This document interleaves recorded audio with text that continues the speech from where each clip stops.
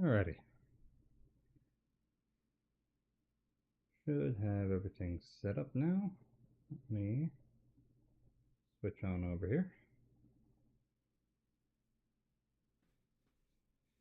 It was a bit dreary, humid, and rainy today, so we are not going to be finishing up the priming today.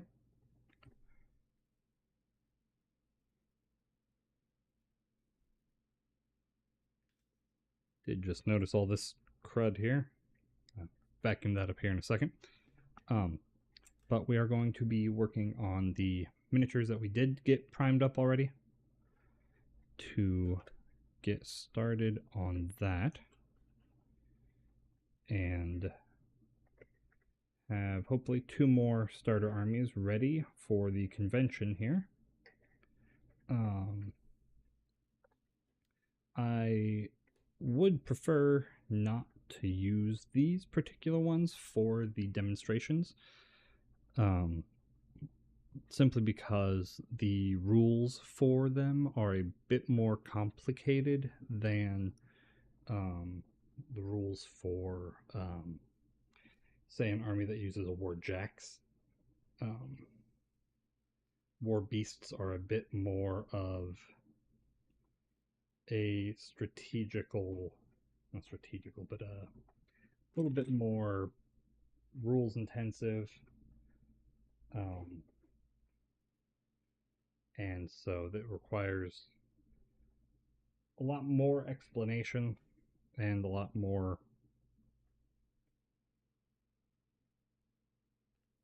obscure rules, I would say.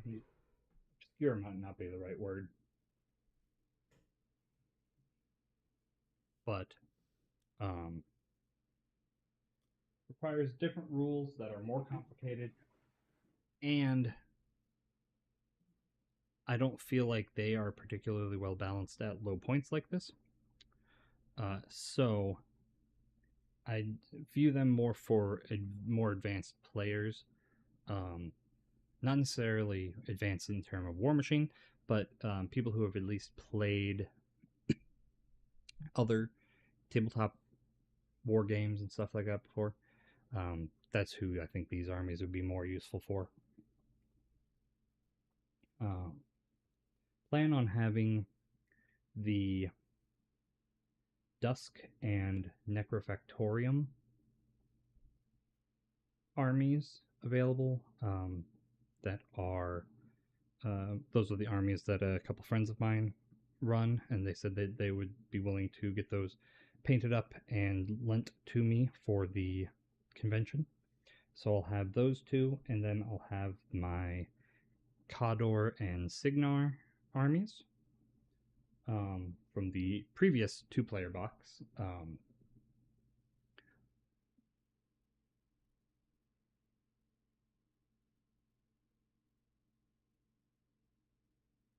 I'll have the Cephalix army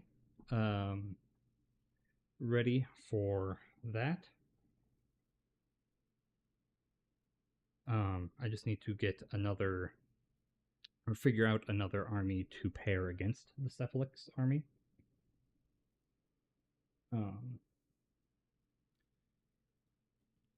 Figure out what would be a good matchup for that. And then, trying to think what else we got. Got to get some flyers and some stuff ready for the convention as well to hand out to people. Got to get terrain painted up. That's going to be another project here once I get the miniatures done. Because terrain, I have some terrain that's already like generic pre-painted, not pre-painted, but like doesn't need painted terrain. And I think I can get some pre-painted stuff or already painted stuff donated to me, or not donated, but lent to me for the event.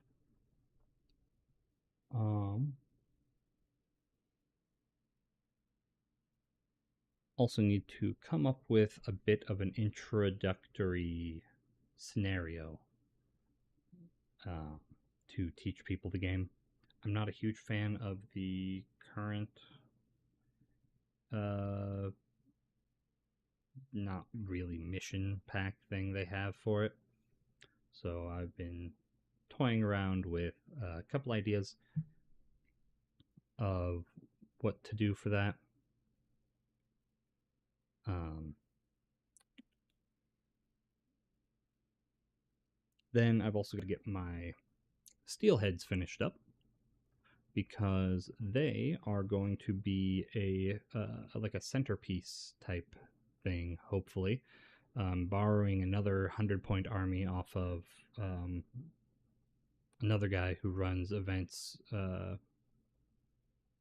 out like an hour away from me, but he has a couple painted armies that he was going to lend one of to me to set up a like a display board of what a 100-point game, a full size game looks like. So I was going to put my steelheads on the table versus that. Might not be my exact steelhead army.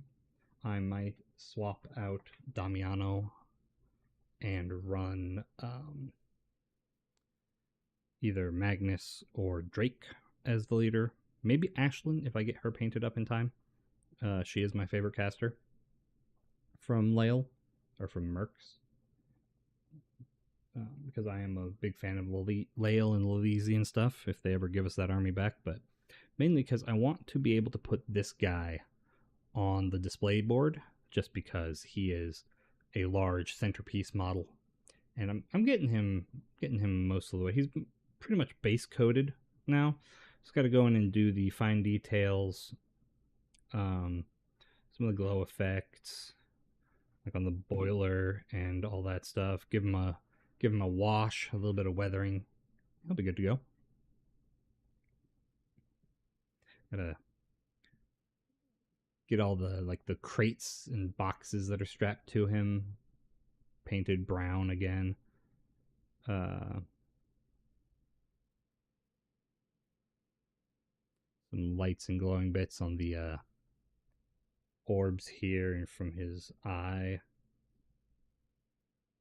Then I think he'll be good to go. The wash is the big thing because right now he just kind of looks very plain. The wash will help immensely at making him look more worn, battle weary, and just make a lot of the smaller details pop when it shades those areas. But yeah, I think that's about everything that I have planned for the convention. Um,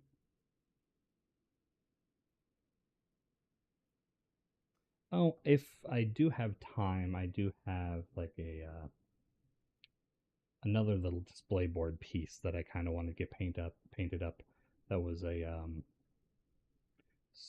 circle. It was like the Horde's 20th anniversary edition box set thing. Came with a piece of terrain and some casters. I think I might try to see about getting those painted up, just to have another display piece. Might also take with me some of the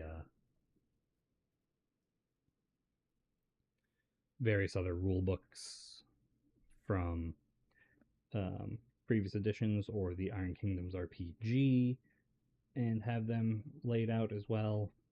The old edition of the RPG, personally, might bring the Requiem stuff just to have it there because most people know 5e, but I'm not a huge fan of it. But got a few weeks to decide on how I want everything laid out and set up. Um,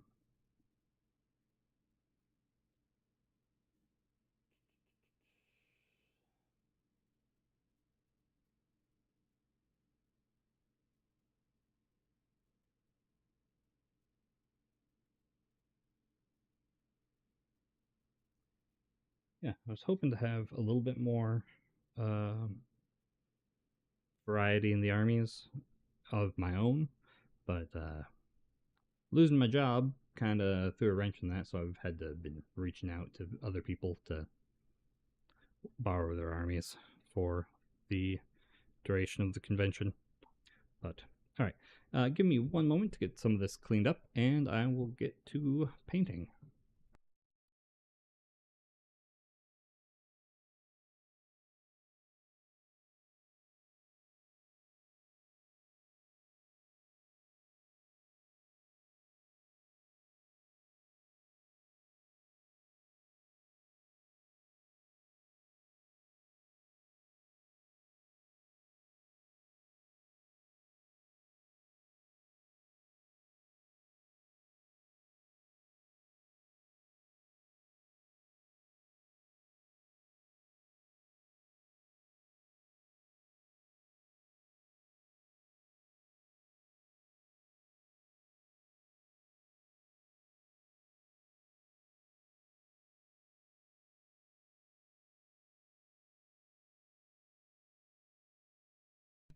Okay, that is that.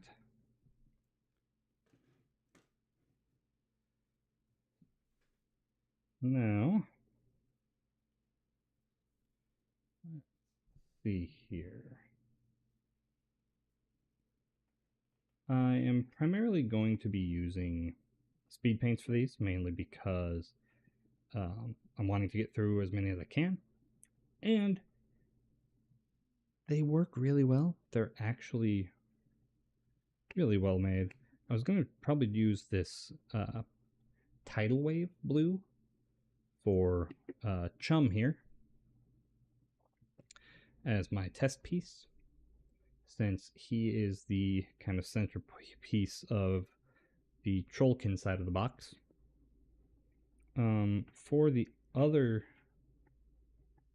Trollkin in there, I'm not sure what I want to do with them. I kind of want to do a lighter blue for them. I don't know if I've got a good color for that. Ooh, that's separated real bad. That's one of my old.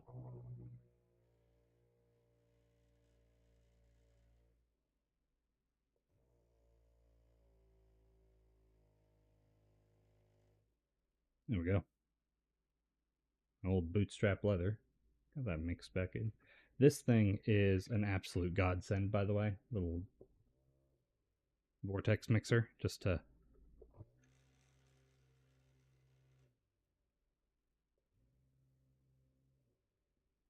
get everything nice and well mixed.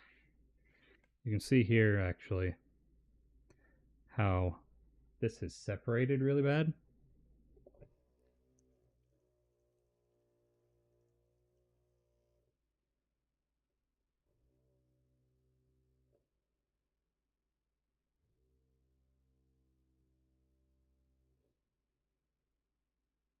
There we go.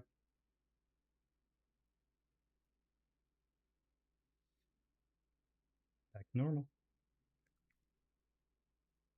A nice army green, more like a khaki green tinted khaki almost. Their battle dress green from the old P3 line. Oh, the P3 line stuff. I bet I have a Trollkin blue in there. Give me 1 second. I got it right behind me.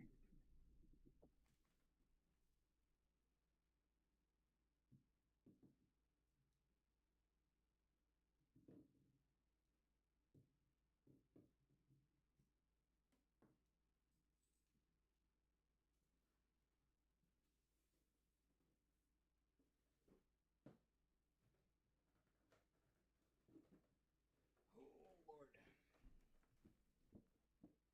I got the big old master set from the Kickstarter. So let me see here. Paint mixing guide. Don't need that right now. All right, what do we got here?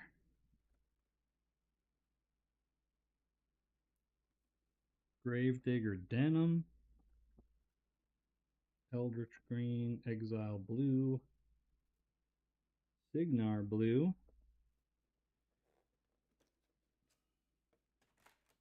A lot of these have separated too, just because they've been sitting in my basement for a bit. Storm Guard blue. Rune Shot. Riven green. Thamar black. That's a good one.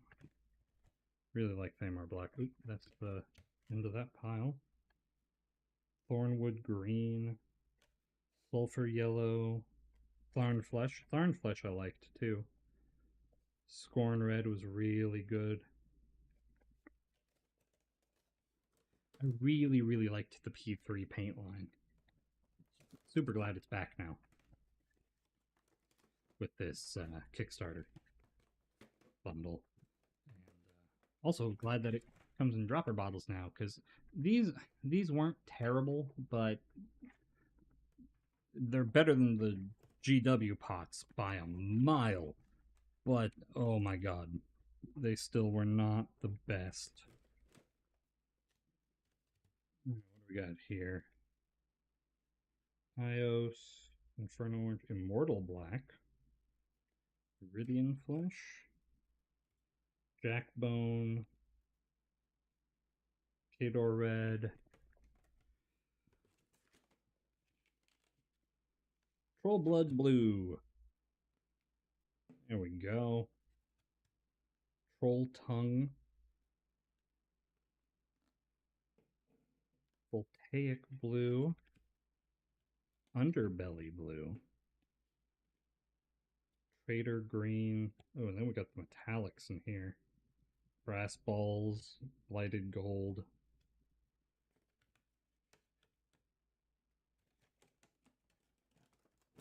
I'm going to use speed paints for a large majority of these, but I do think having some of these P3 paints on here is going to be nice, just because it's their brand. May as well. Necrotite Green. Murderous Magenta. Ooh. Meaty Ochre. Ordic Olive. Then here I think these are all the metallics. The rest of the metallics. Pig Iron, Orgoth Bronze, Quicksilver, Deathless Metal, Rulic Gold. Rulic Gold's really nice. Do they have Copper Pipe, Molten Bronze, Bronze Badge, Cold Steel, and Solid Gold? They don't have the one I really like. Oh no, it's in the other. It's in the other one here. Boiler Black. Boiler Black is a fantastic super dark metallic. It's what I used for the almost all the like the iron on that galleon, that big guy I showed off here just a minute ago. Almost all of the, I think all of the dark metal on there was Boiler Black, which comes out really, really nice. Actually, I can just grab his the crane arm off him here. This here is that Boiler Black. It's a really nice dark metallic. Contrasts really well with the bronze and the green on him. Alrighty. Is it?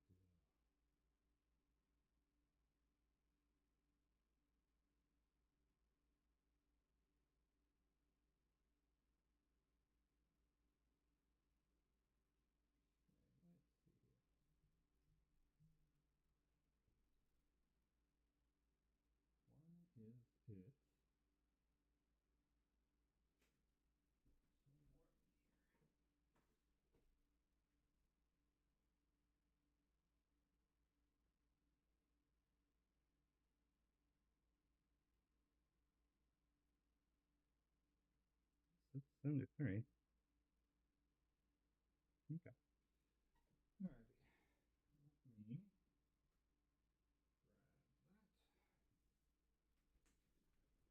Not going to be streaming for too long today.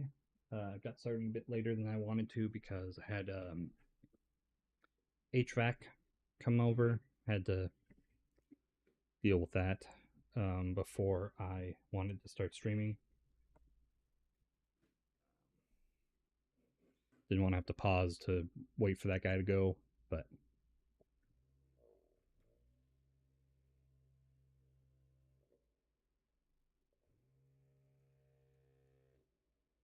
there we go. Troll Blood Blue. Oh yeah, that's a really nice. It's like a blue green, almost not quite teal. It's darker than that.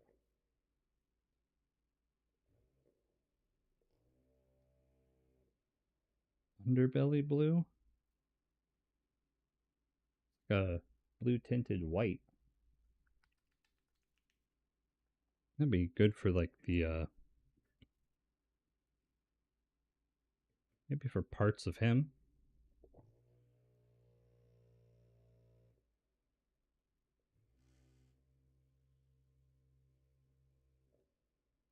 Sorry for the wavy cam there. Troll tongue. That's a wee bit bright for me. Really bright pink. All right. But for the Trollkins here,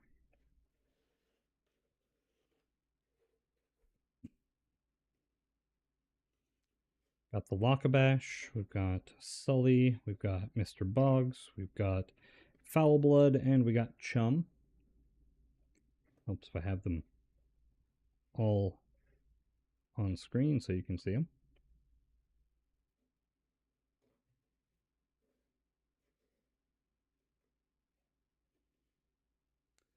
So, what we're going to need for that, I think this tidal wave is going to work really nice. Where do I have a sacrificial test model nearby that I can check how this looks? Let me see.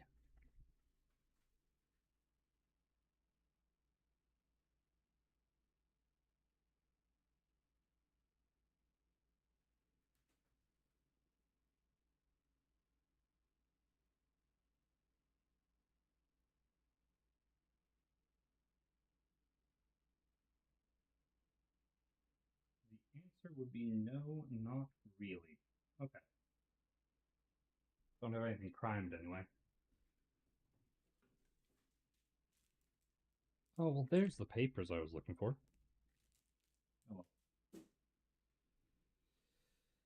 Oh. Find what you're not. Can't find what you're looking for, but when you look for it, you find something else you were looking for earlier. Gotta love it. Oh, I guess I have. They're not primed, though.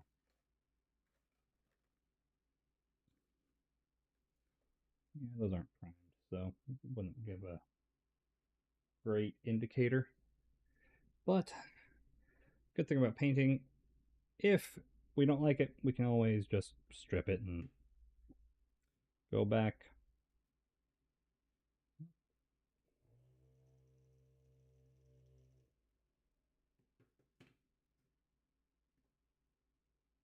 Cloudburst blue, that's really dark though.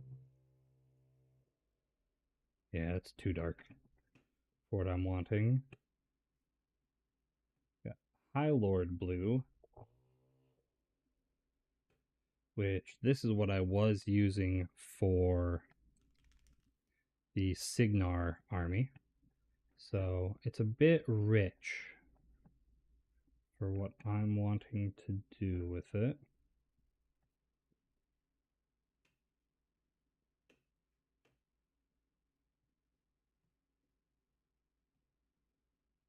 Poppy red is a bit too dark. Too rich of a red. Let's try this stuff out and see how it looks though. Of course. 1 second.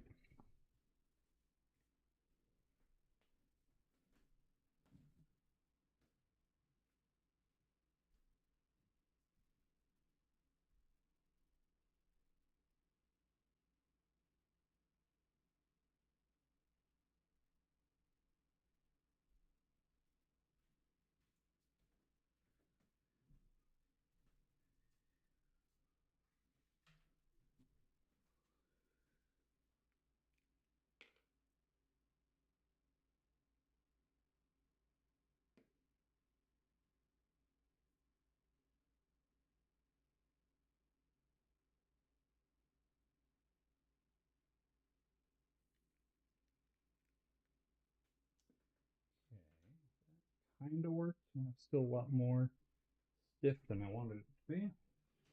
Guess this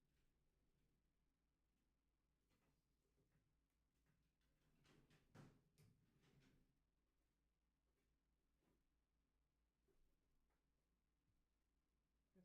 I know I have a box of paper clips somewhere, but in a pinch, I suppose these can work. Loaded.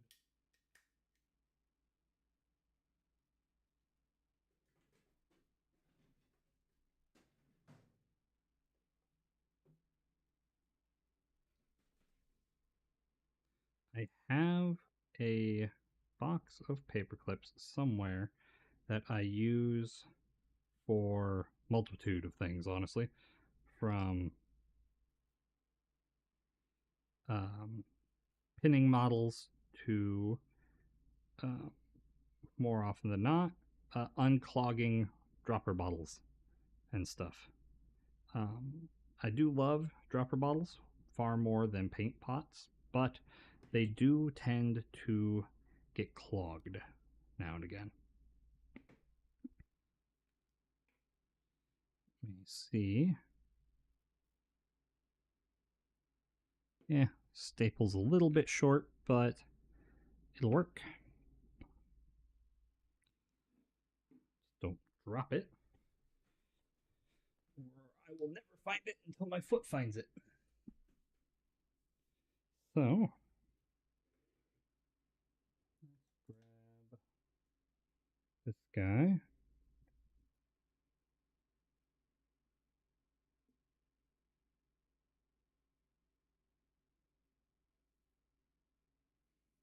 Alright, who do we want to start on for this? Let's try it here on Mr. Boggs. This might be a bit dark, honestly. I needed to have primed them a little bit brighter.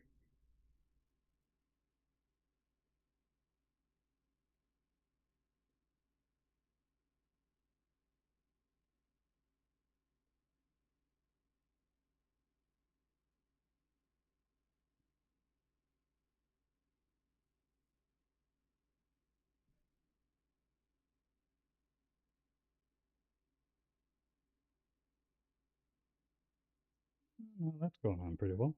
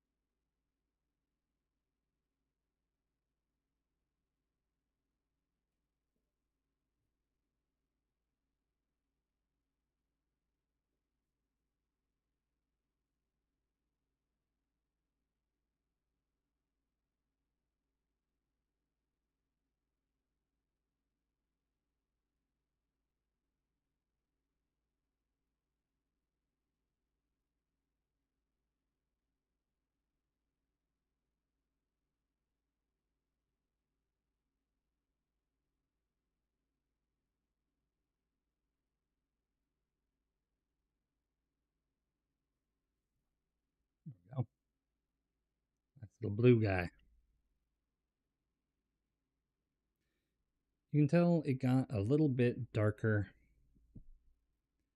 than I would have liked on some parts. I needed to be a bit more aggressive with the white primer when I was doing this.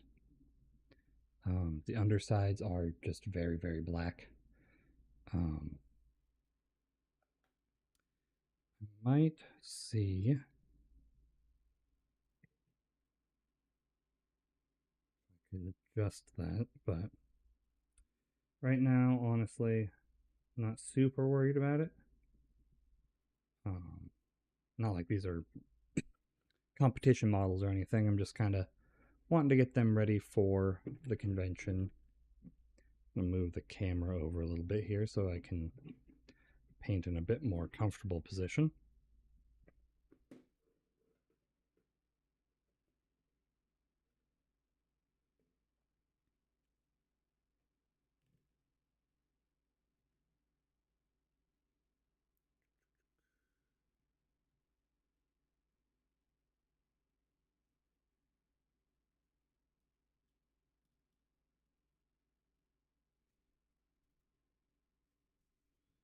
Yeah, that'll do. Alrighty. So I think that will be fine though. We'll see once it dries. I know the rest of these guys, I went a little heavier for them. Might have forgotten to do areas like his chin and his elbow here though. That might be a bit rough. Got their face a little bit more though. So let's just continue on here. I do like this blue for them. A little bit rich, maybe. I don't know really what the difference is between the title blue and the High Lord, honestly. They seem very similar. I wonder if I could cut it with a little bit of orc skin.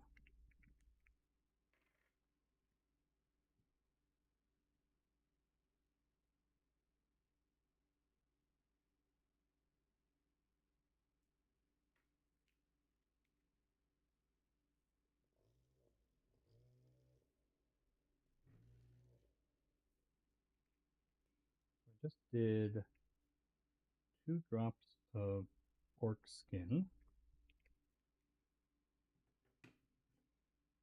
2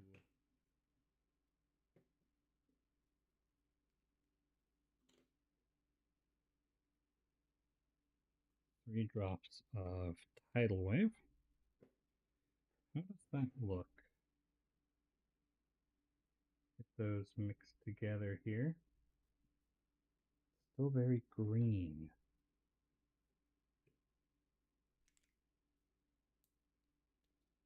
Brighten it a little bit. Drop of the battleship gray in there.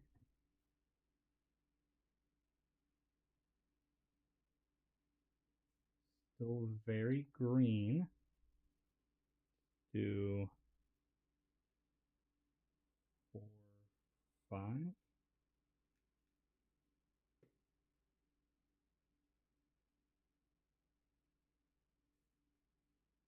Still very green. The green is just overpowering it. 6, 7, 8, 9, 10. 10 drops of the blue in here. See if we can get that. Trying to get something similar to this troll blood color.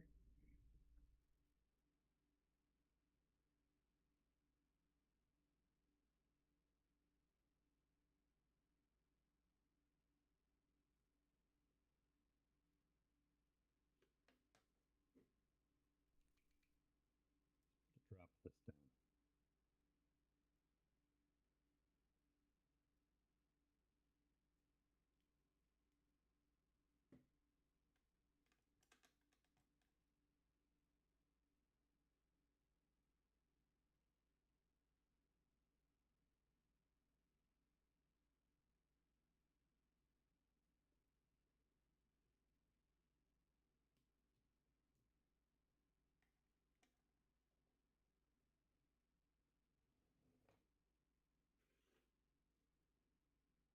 Pretty close.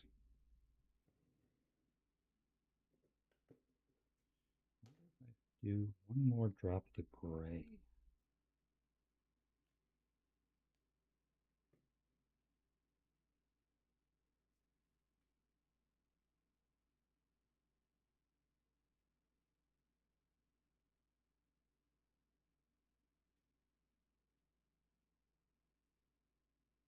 Still too green.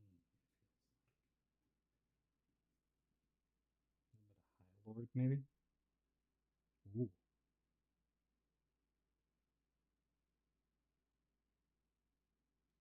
gunk there.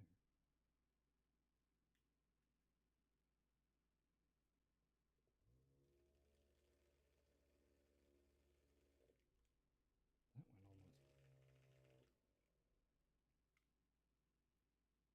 purple. Two drops of the High Lord in there.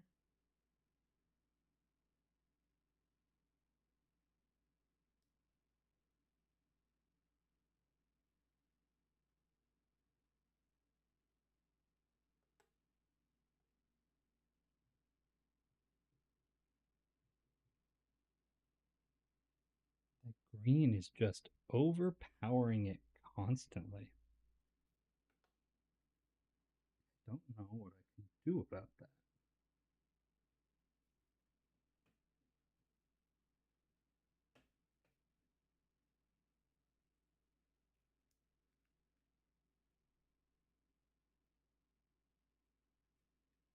Two drops of the medium in here.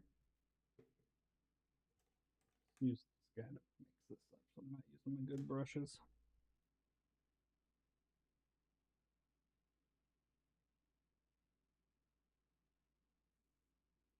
That's flow rate. I need like a really light blue that I don't have, sadly. What about a little bit of white?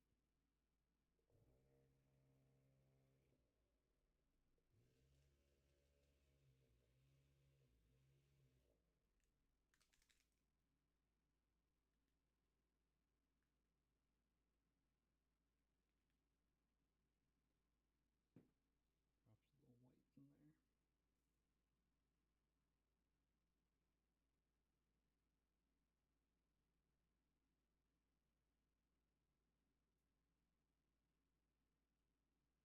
Oh, there we're getting something.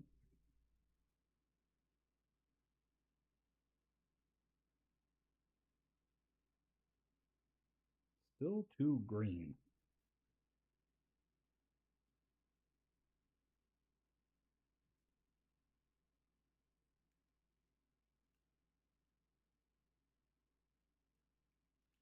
Two more. And one more of the tidal wave.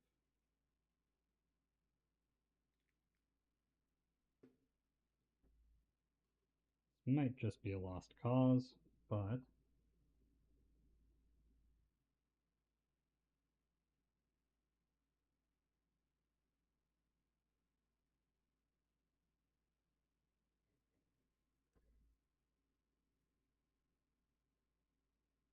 yeah, I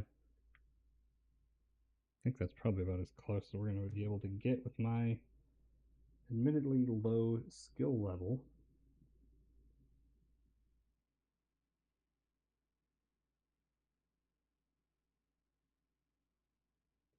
Alright, well, let's see if I can find a good picture of the studio scheme.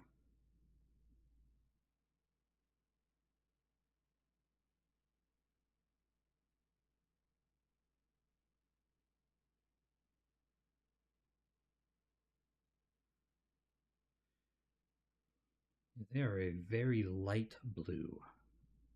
That is very much too dark. That tidal blue. That tidal blue is going to work really well on Chum, though. The troll can need to be a lot brighter. So I wonder if I just add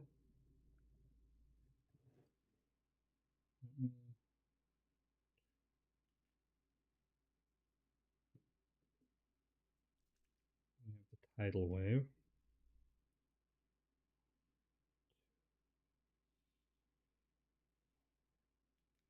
2-to-1 mix for that.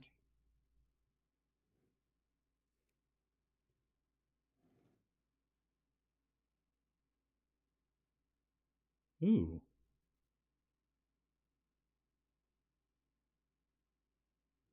That might be it.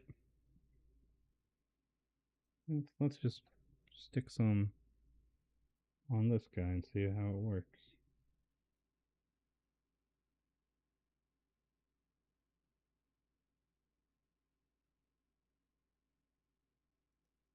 Oh yeah, that's much better.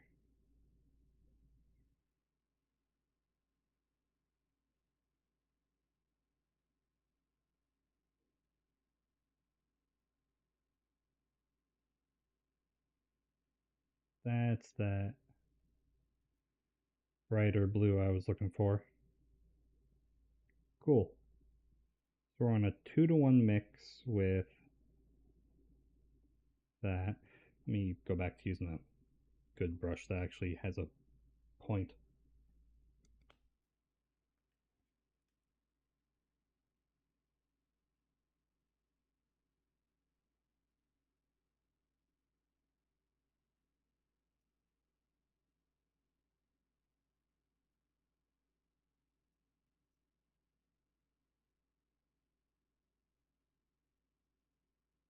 Might need a second coat of it, but I think that's what we're looking for here.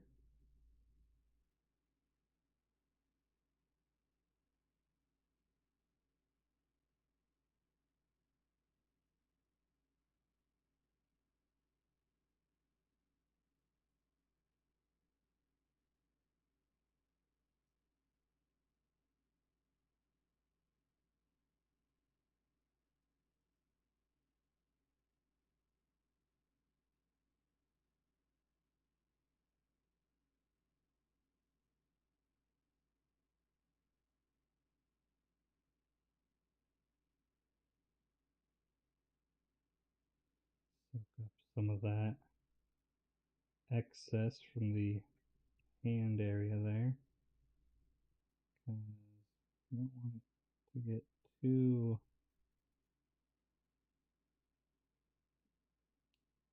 overspilled.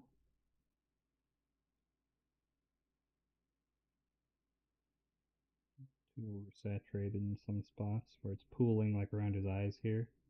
Gotta wick some of that away. Oh yeah. A little bit more here on the side of his face, a little bit more on his elbow here.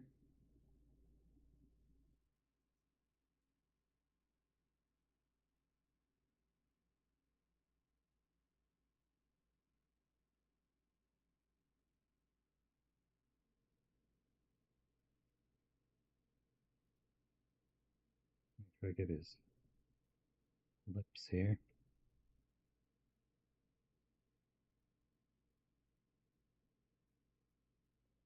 Alrighty. Come on, camera. Oh yeah. That's miles better.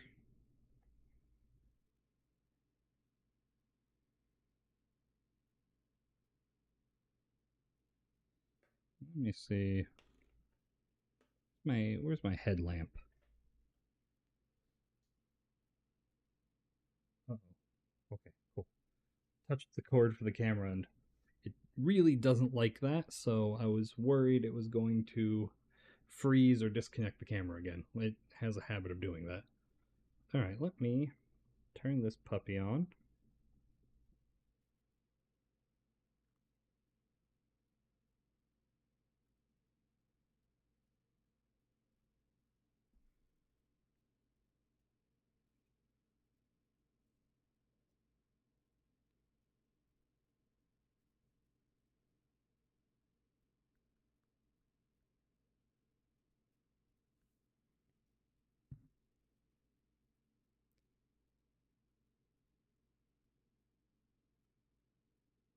on camera. Yeah. Come on. There you go.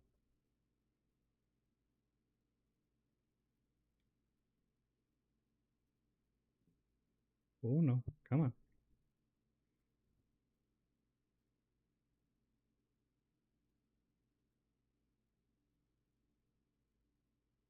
Yeah. I think it'll be okay for bogs to just be a little bit darker for now. I think this headlight is running out of batteries. Let me run and grab that. See if that'll help any with the lighting situation. And also need to grab myself a drink. Should have grabbed that before I started streaming. I'll be right back.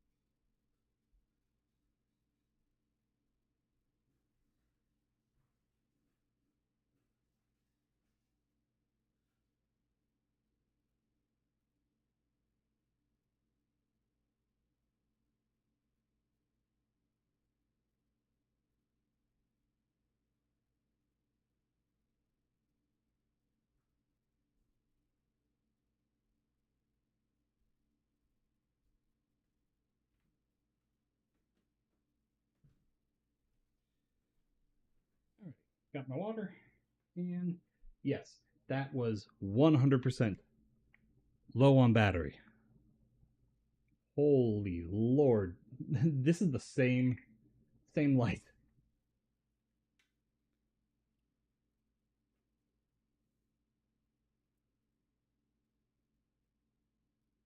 Honestly, a bit too harsh. But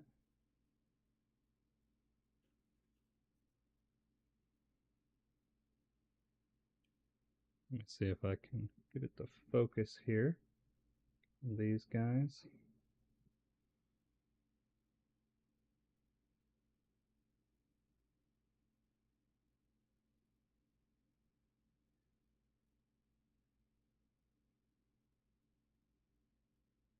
Gotta hold it way up and angled away a bit. But yeah, there you go. You can see how much lighter that is now. Lord. Okay, yeah. That thing's bright. Jesus. Um Also, I should keep note of that mix. That was 2 to 1 2 to 1 blinding light and tidal wave gave me that really nice light blue there.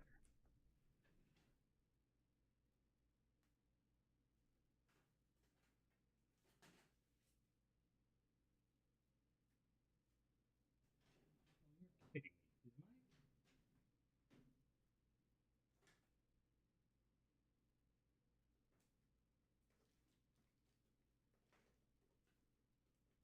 Is all the random assortment of bullshit in my filing cabinet of office supplies did I not have a pen? Okay, here we go. Got a couple. They were just buried.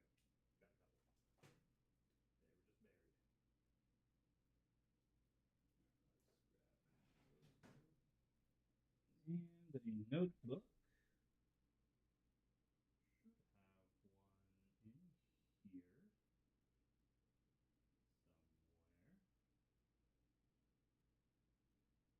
I had one in here.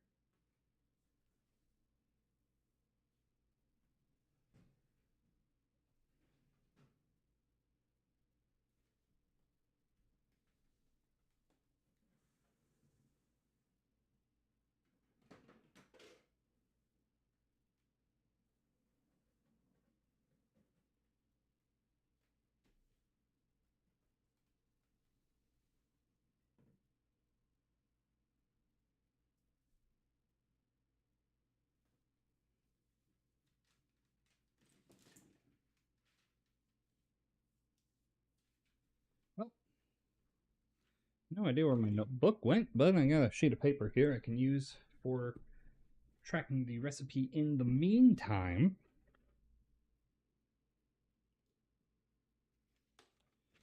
So,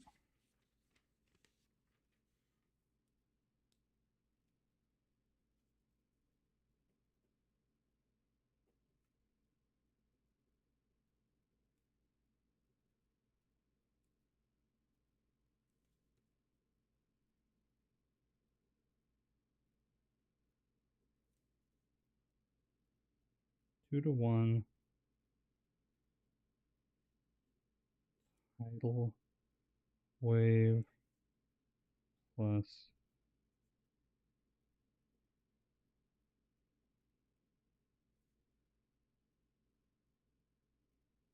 blinding light. Gets me this really nice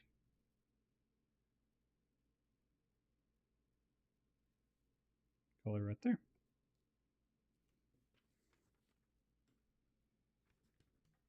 Set that aside. I'll find my actual notebook later and transfer that over. I just didn't want to forget because my ADHD addled brain would. All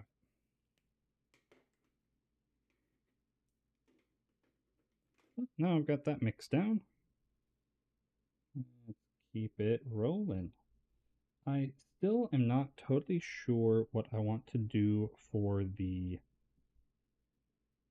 Shard Nocturne stuff.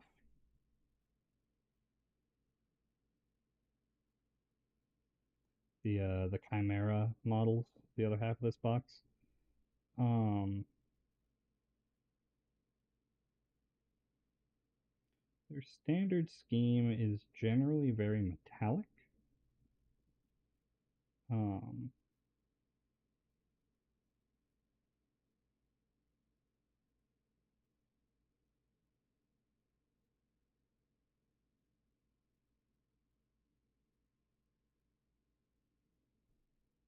very, very metallic looking, with some pops of color throughout it.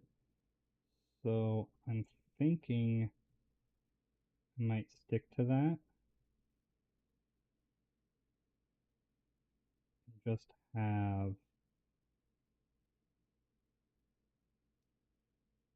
them be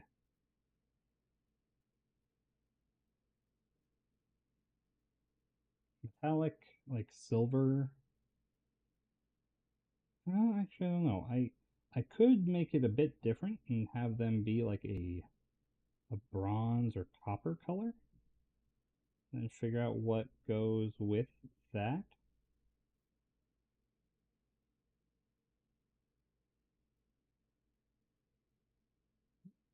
I completely missed his thumb on that other hand there.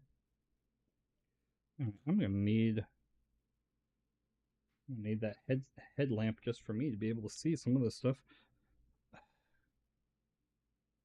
Hope it doesn't wash out the.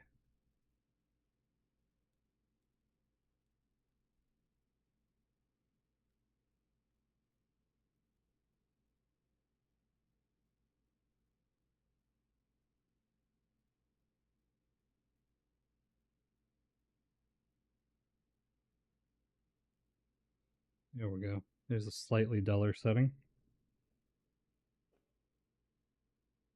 There, now I can see in here. Get his fingers. Tip of that finger there. His thumb in there.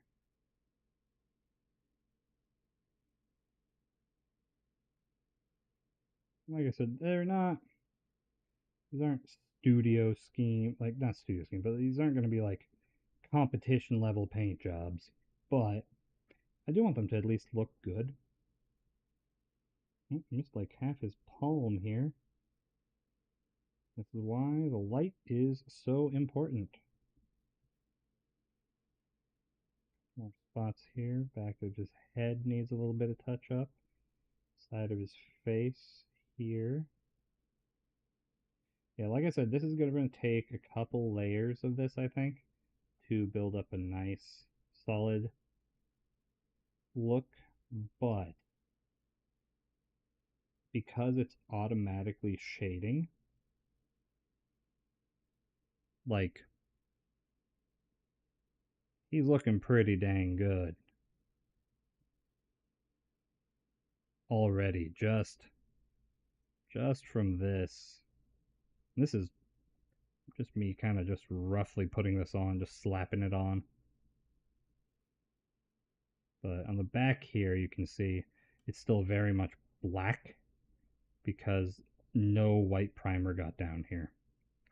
So that's going to be an area I focus on for getting a little bit more color on.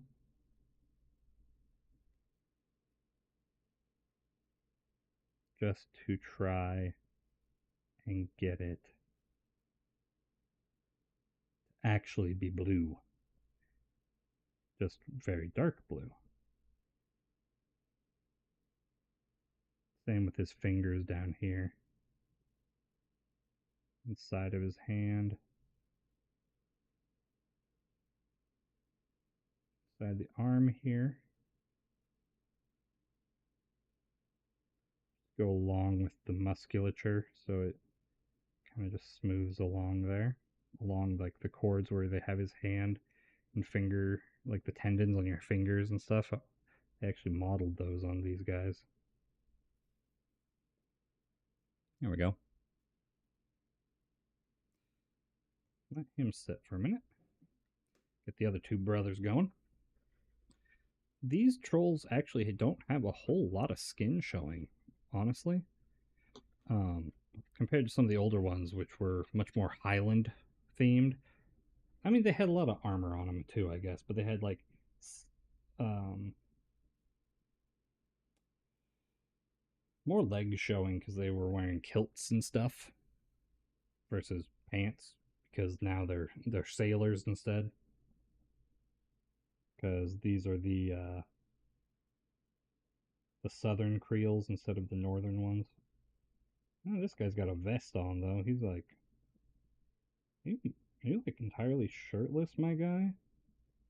Yeah, you got ribs and muscles shown there. So yeah. I say that and then I pick up the guy that's basically fucking naked. Okay.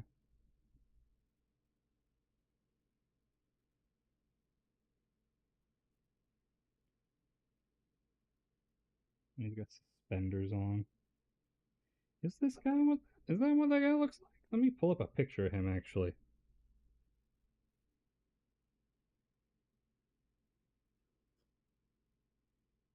Yeah, he's just wearing suspenders basically. He's got a like a little vest and suspenders combo going. All right, bud. You do you. So I can use this blue paint a lot more, which is nice because I really like how this came out. Glad I get to use it.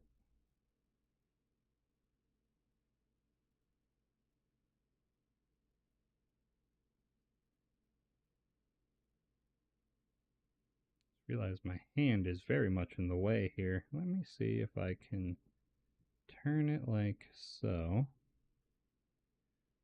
There we go. That's a little bit better for you guys.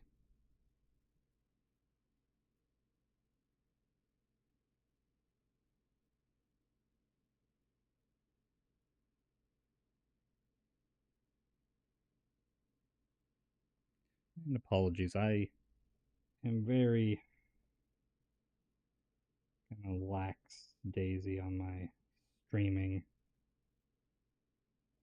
bouncing between different things, inconsistently streaming half the time just because I can't find the spoons to actually do it some days, but I'm trying to do it a bit more often now.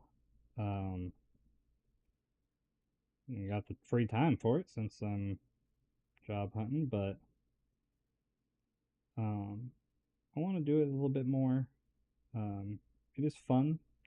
It gives me motivation to actually paint my miniatures as well when I'm doing these painting streams because so much of the time I just don't end up painting my minis um, out of laziness because my brain is just sitting there like, well, I could paint these minis, or I could be playing the game or doing something with people and all that stuff. But if I can stream myself painting, then I kind of just trick my brain into thinking, hey, I'm doing this, and there may be other people that come by and say hi, and I can chat with while I'm painting.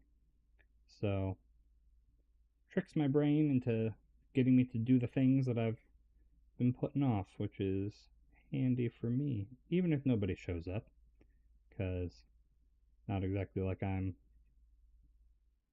super personable, I guess. I don't have the streamer personality. Hey guys, I can't do that kind of like YouTuber, Twitch streamer energy, I guess, that a lot of them put out. I could not do it if I tried. I'm just a nerdy introvert guy with some weird hobbies.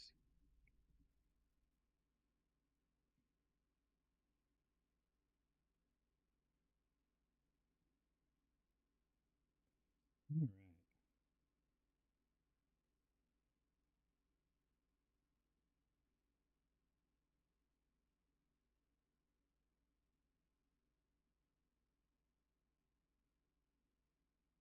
How did I just not do his hand? Oh my god. Missed this entire hand.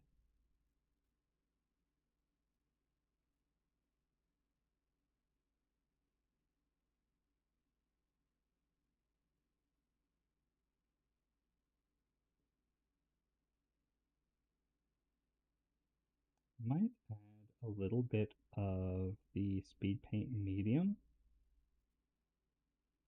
to this mix just to help it flow a bit into the musculature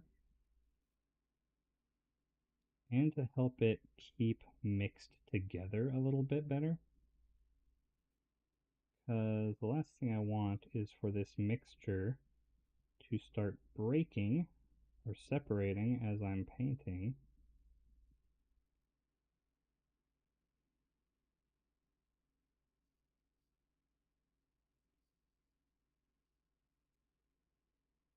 Get this all mopped up.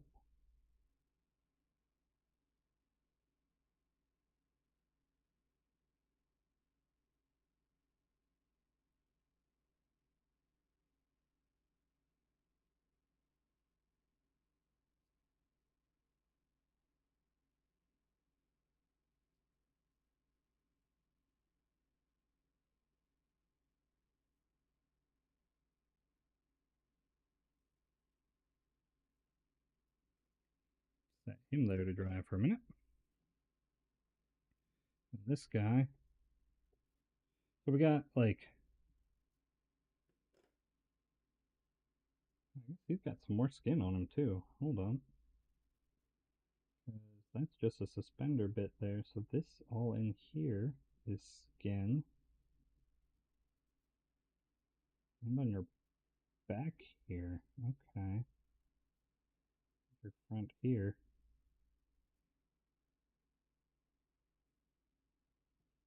This guy took most of that blue paint I already put down. Uh,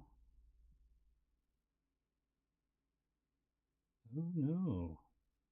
Inside of his knuckle duster too would be, I guess. Let's see if I can get. Luckily, this stuff does flow pretty easy. I can just go back over the knuckle duster with the metallic because it's a solid. Yeah, he's gonna need a little bit more work than the rest because of how much skin he's got showing. I completely forgot to do your face too, my guy. Oh my lord.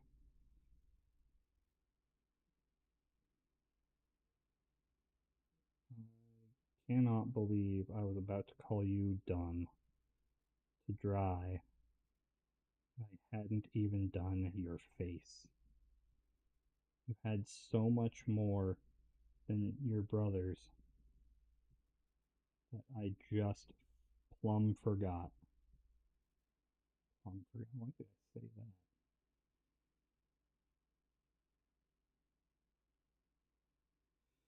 Oh my lord.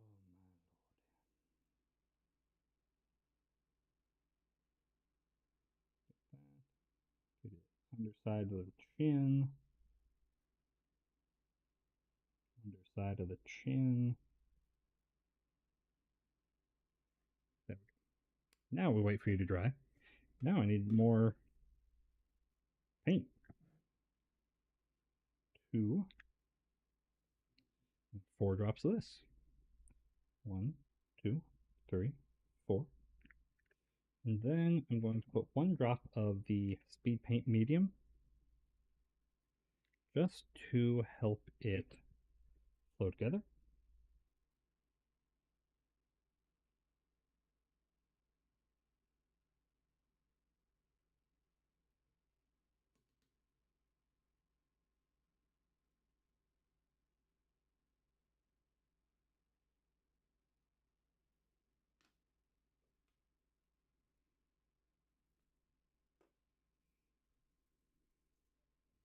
Then this guy, contrary to his brothers, is wearing long sleeves. So he is going to have the least amount of skin showing.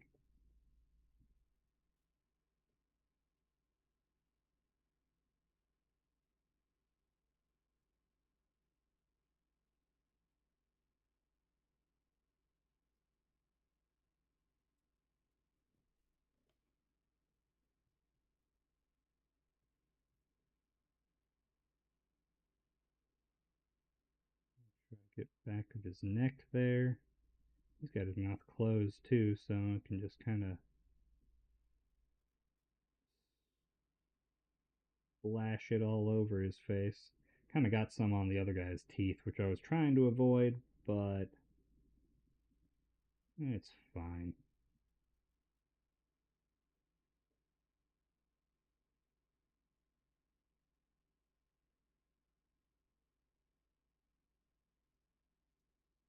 Side of your face here. What is that?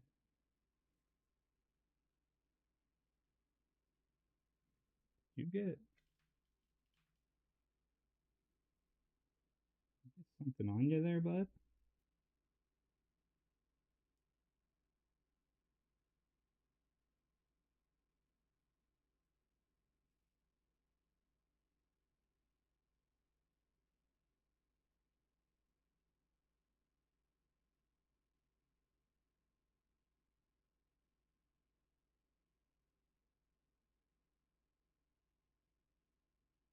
It's like a glob of primer there.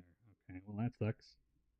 That's fine. You're mostly covered by paint still and primer, so having one spot that's a bit wonky won't do too much. Once you get sealed and washed and everything, it'll be fine.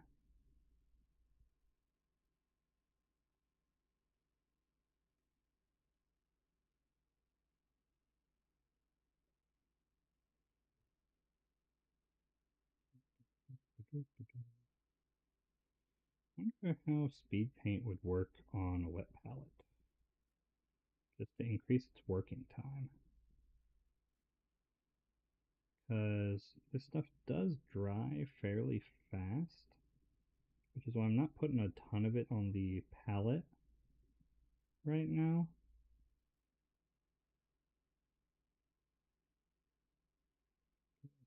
Thumb there.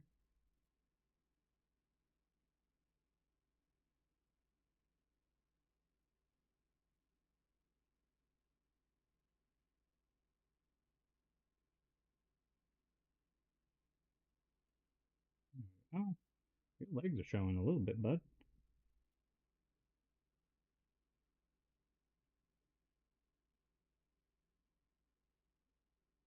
You got some torn up pant legs, showing off some leg.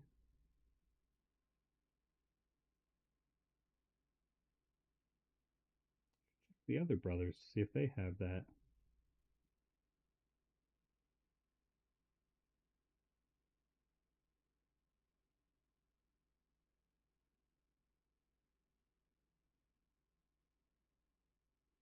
There we go.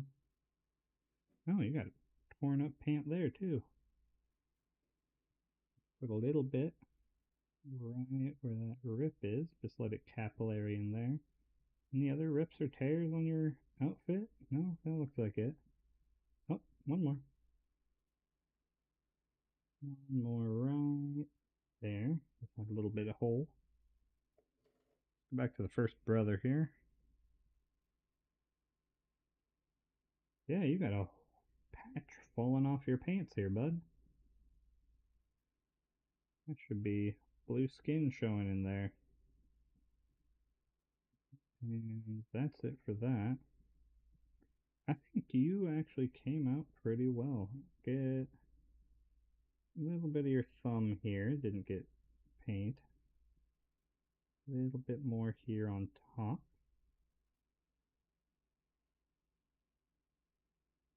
A little bit under the chin.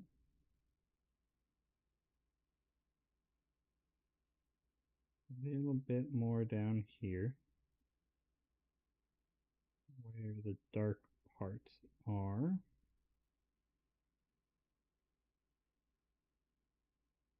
A little bit under your chin and jowls there.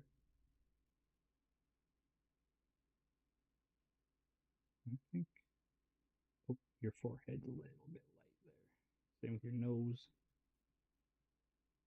Just touch up a little bit. The lips are a bit chapped there, bud. There you go. Let's touch up his hand here a little bit just to help smooth it out a little bit. In the darker parts, it can get a little mottled looking because it's showing how it's drying a little bit more. But if you layer it up, you kind of can hide that. So, there we go. I'm going to wait for the other two to dry quick and move on to Foul Blood himself. Just to get him going. Got his hand holding his tankard here, which you'd be trying to be careful not to get too much on the tankard.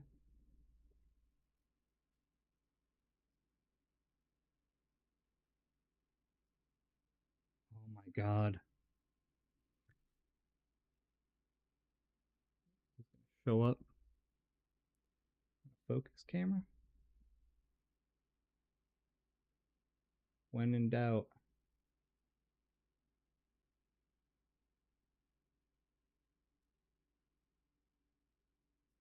Come on, camera.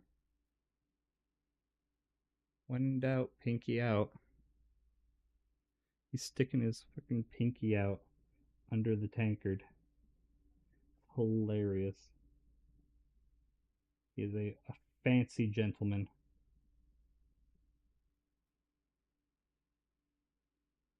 I didn't even register that when I was putting them together.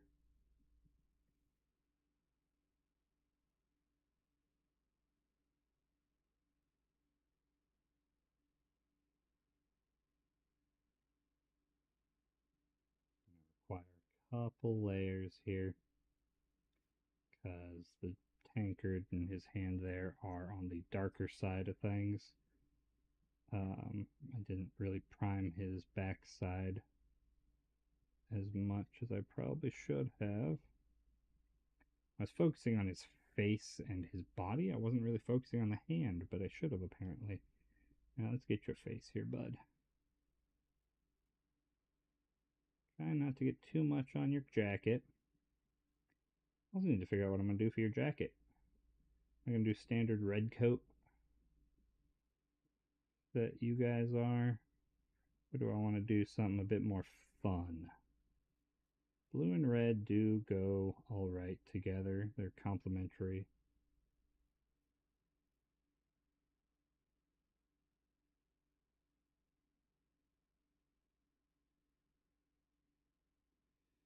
I don't know what else I would do, honestly.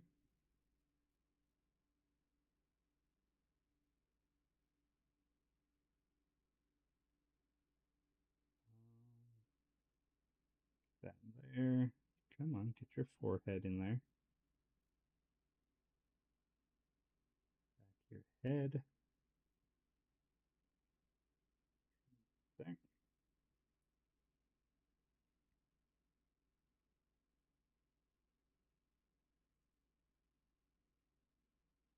Sword. Let's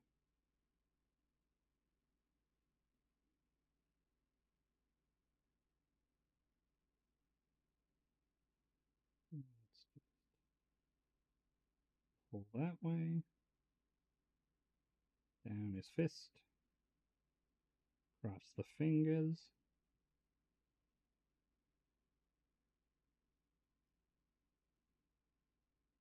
Cross the fingers.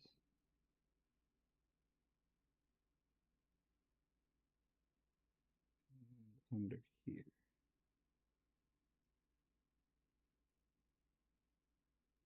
Come on now.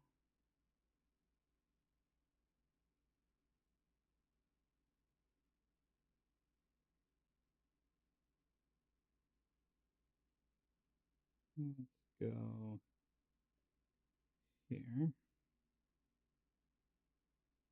A little bit. Right there didn't get paint. There we go.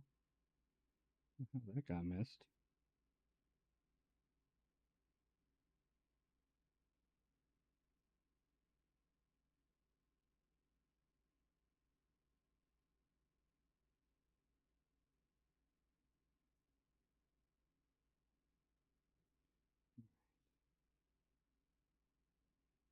Let's see.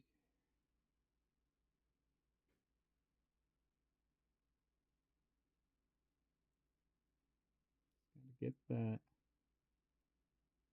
blue on here. Trying to make sure I get his hand thoroughly painted so that it's visible after I get the rest of the colors done here. Don't want it to be so dark still that it just blends into the rest of the mini.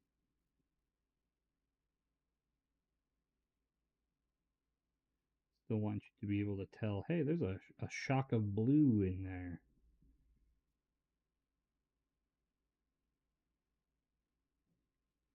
There we go. You just add hands and whatnot there. Alrighty. Check back in on the Lockabash Bros, the other two. You need another coat in the darker spots here.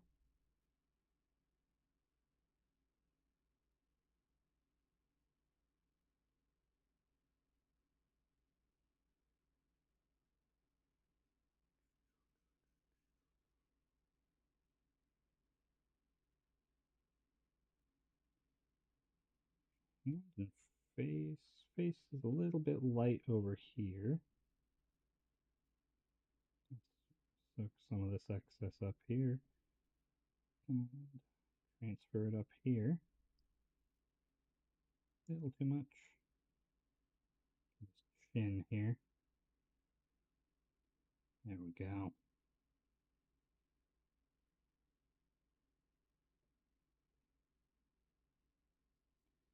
Then these darker areas here.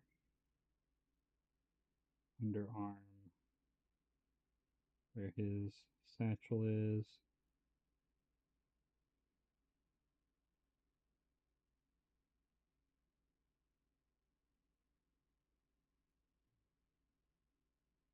Okay. Elbow. Elbow looked a wee bit funky there.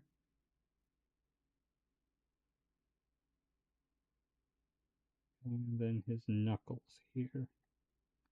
Get another coat of the blue over those suckers.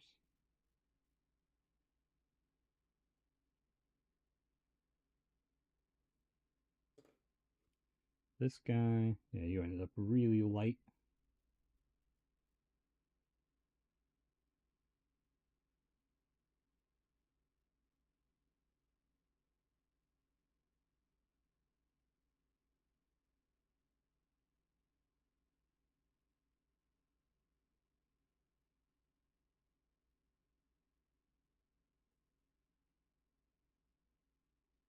Legs.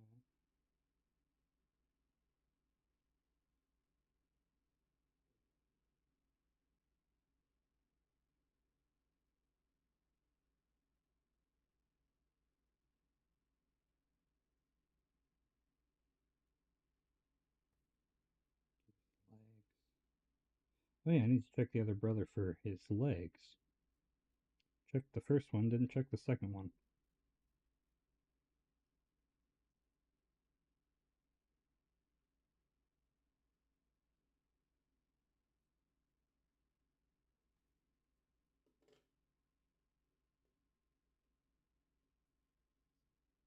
Yeah, you got ankles and your knee showing.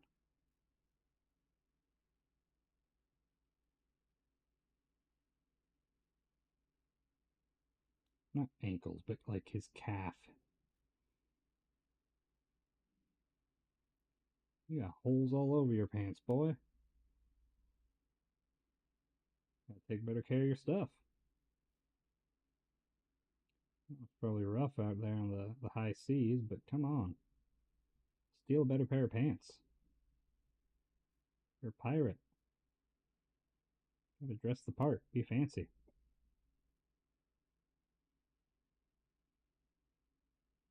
You work for a guy who calls himself an admiral and you can't afford basic clothes? Disgraceful.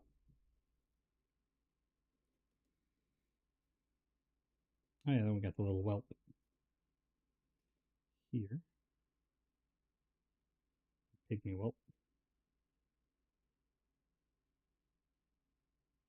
Luckily, I'm going to have to be really careful not to get anything on Sully here. Because white is a pain in the butt to paint. And I'd rather not have to paint over blue.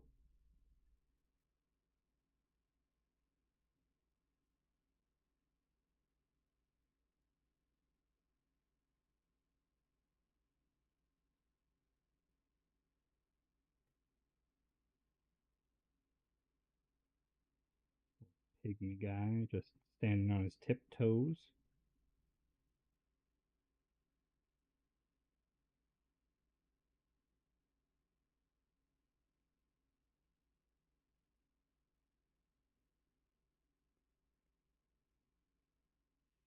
Side of his arm here. And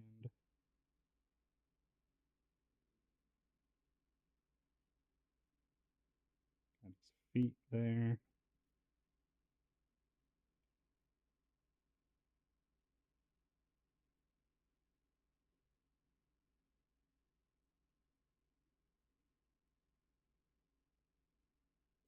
Oh, forgot the entire side of his face here. Part of his arm.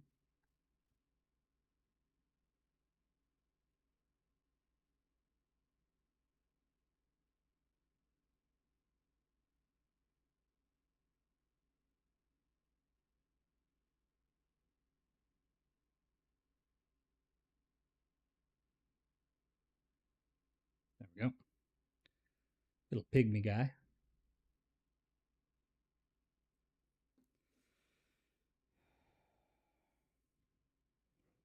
Okay. Now, we'll let that dry.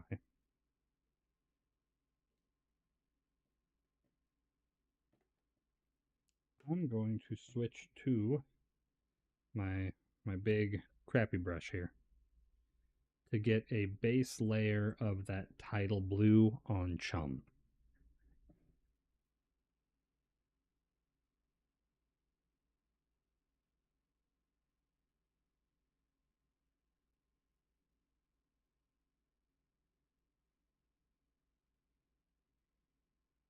And I'm not going to be super careful with it because a lot of the details on here are going to be painted over again in solid colors. Anyway, I just want to get as much of this big bastard painted in base blue as I can.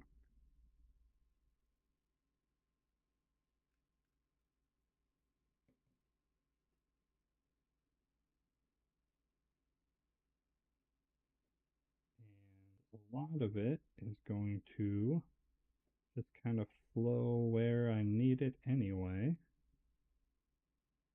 into those crevices around his chitin and muscles, stopping at his armor plates. Perfect.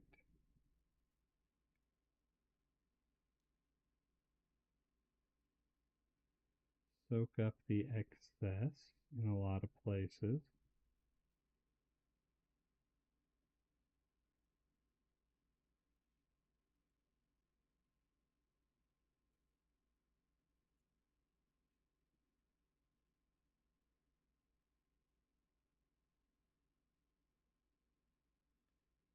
I'll figure out what I want to do for certain parts later.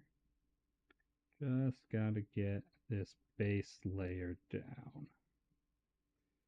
I at least want to get the base blues done before I call it for the day.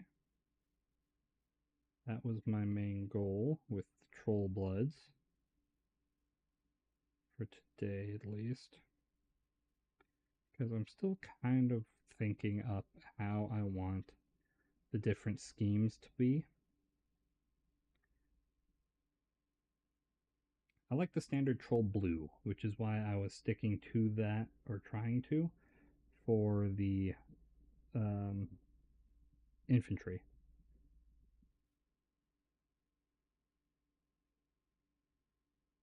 But when it comes to their clothing, that is an entirely different story.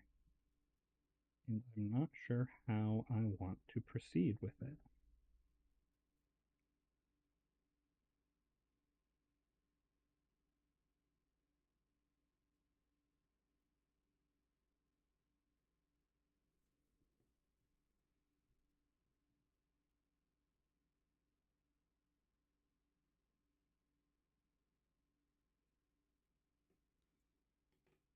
I'm going to get a lot more of that tidal blue.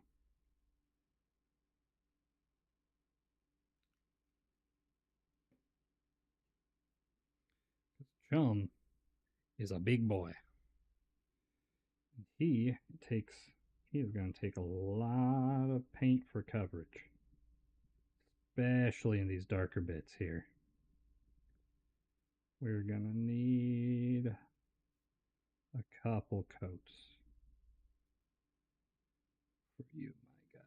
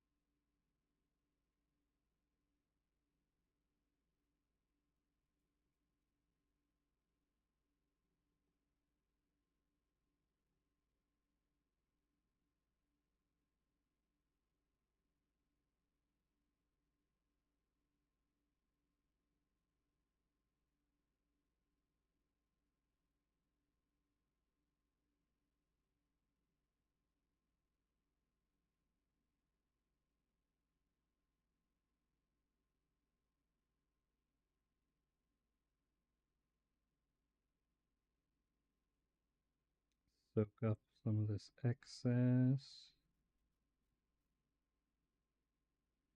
Spread it around.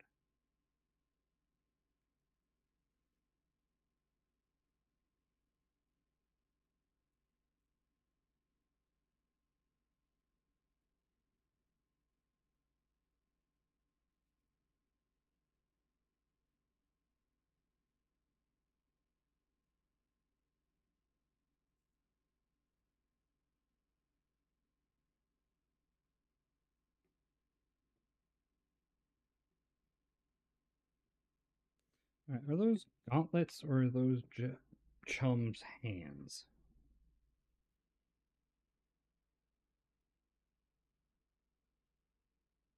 Those are his hands. All right, cool. We're just gonna keep painting you blue, my guy.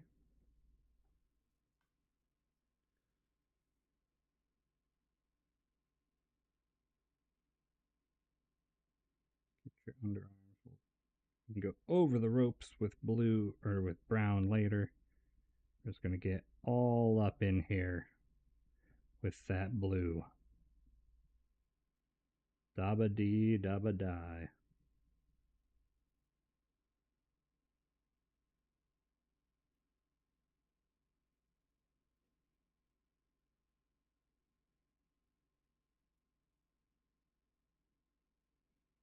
Because if I was using that smaller brush, this would take so long. Just for how much surface area Chum has.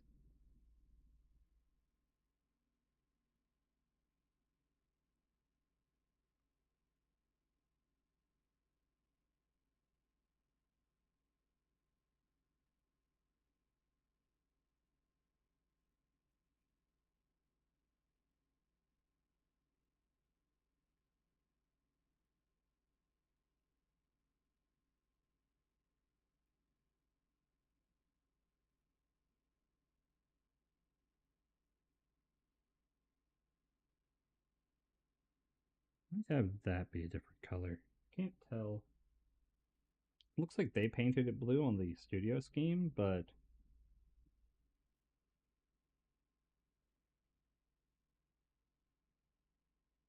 let's have kind of a better picture of them.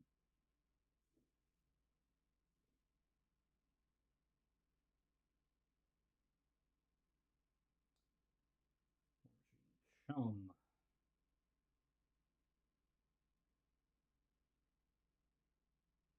Yeah, they just painted that guy all blue.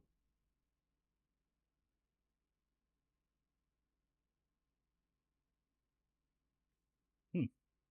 Interesting. All right. Well, let's just go ahead and do that.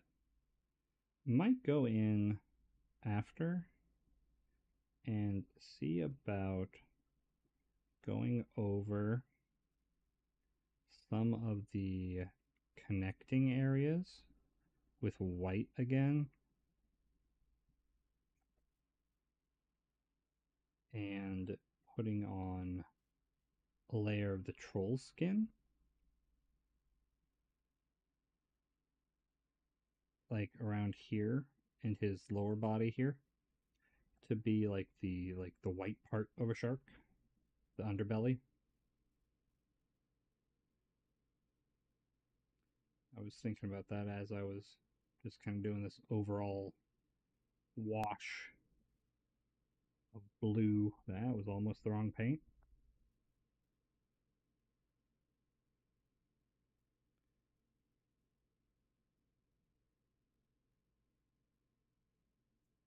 But we'll see how he comes out here before I decide to redo a section or anything.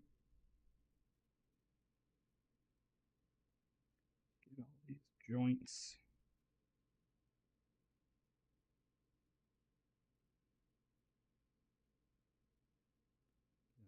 Joints. Here, his thumb, claws.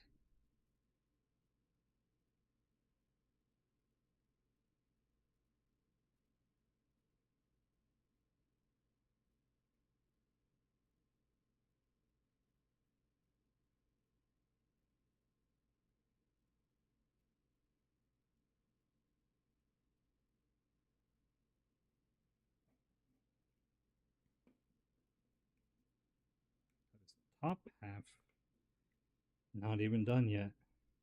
Still gonna need probably another coat in a lot of places once he starts drying. But let's move on to his lower half here, the tail. An itty bitty shark tail.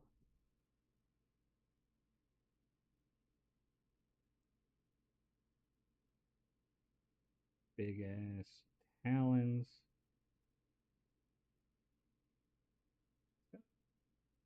Pants on, which is interesting. Don't want to have more like chaps or greaves, really. Because he's got his tail and legs, back of his legs still sticking out, but the front half is covered. They didn't want to have to model shark troll dong, I guess. We don't know if trolls even have that. They kind of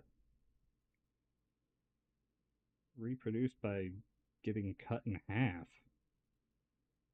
I don't know if they even have that. I think they do that. Actually, don't know how trolls, like the full-blooded trolls in Iron Kingdoms, do that. Not something I have ever really thought of until this very moment when I was bringing it up as a joke. And now I have questions I don't know if I want answers to.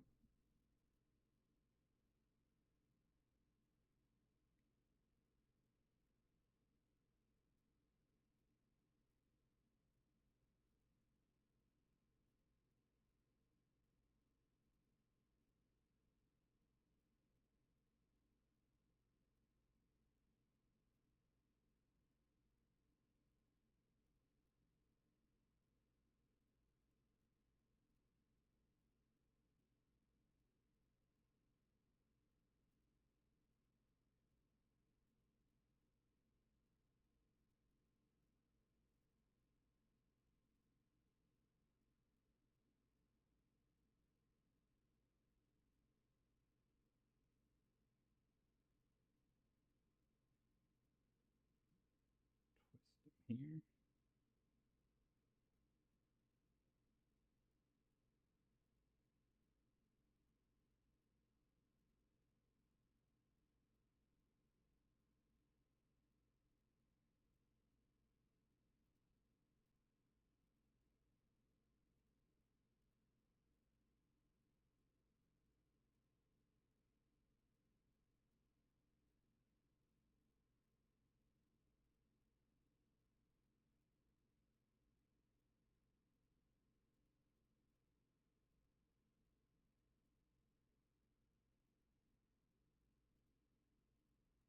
Too much on his eye.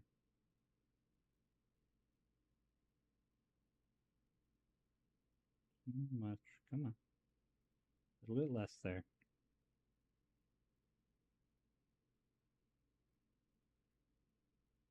Okay. Now we're getting somewhere.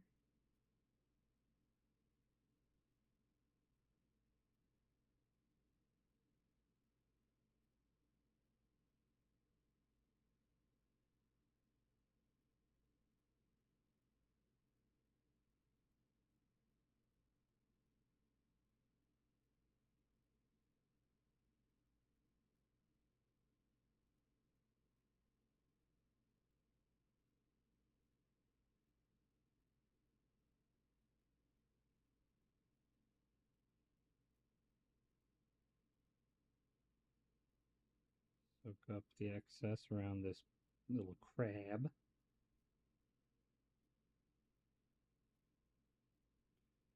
Then make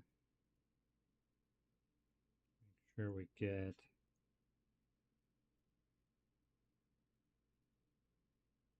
this.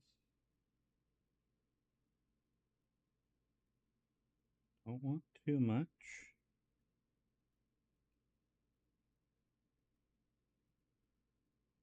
Chum has a plethora of opportunities for painting different things.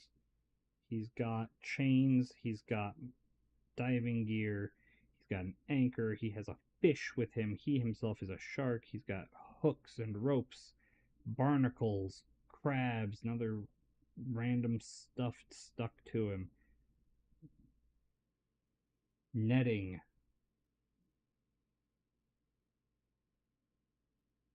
What else he got on him? And he's got cloth for his like loincloth thing. Like, there's so many different things you can paint on Chum.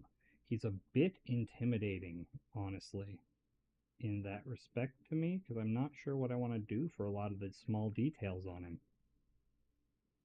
Like, do I bother painting some of those? Do I just kind of slapdash um, metal on them and call it a day?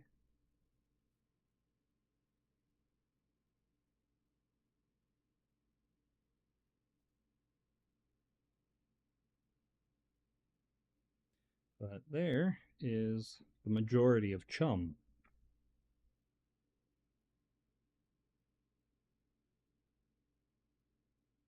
Base coated.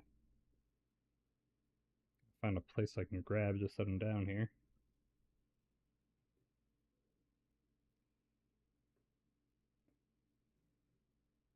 He ended up fairly close to the other Trollkin in the box, color-wise. That's nice. Oh, God. All right. 3:30-ish. Okay. About another hour before my wife comes home and I stop streaming. So we can get some dinner and all that.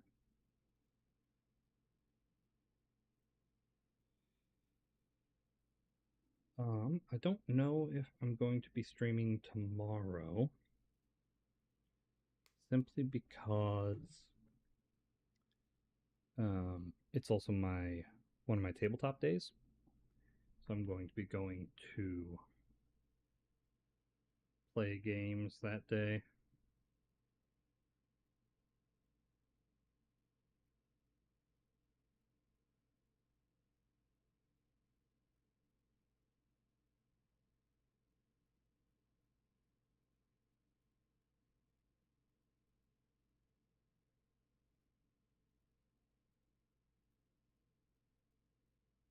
But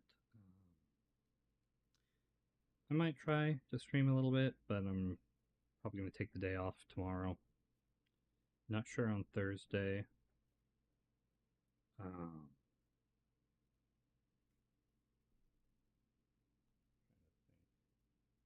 what all we got going this week that might interfere. Uh, this weekend is my Warmachine night that I run. So I know I'm not going to be streaming during the weekend because of D&D and Warmachine.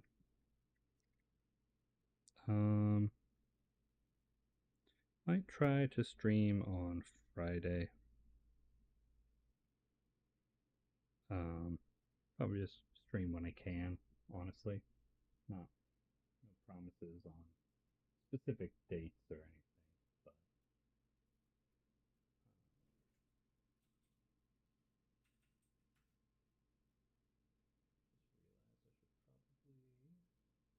Check here.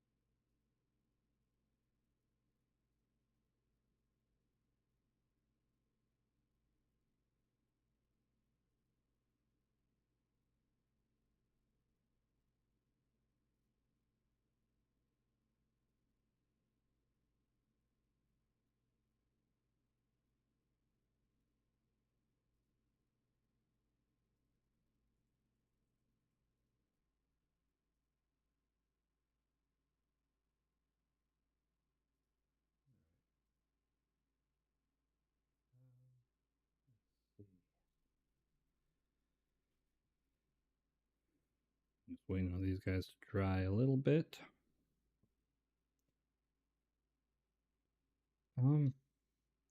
Let's see, what have we got that I could use for their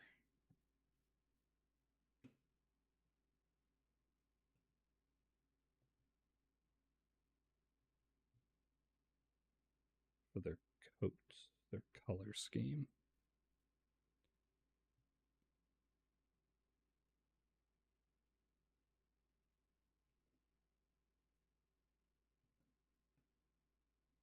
I've got the poppy red.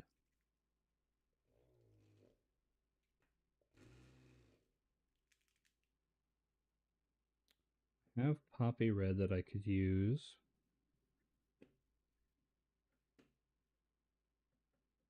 Grim black. Don't use black for it. Got purple.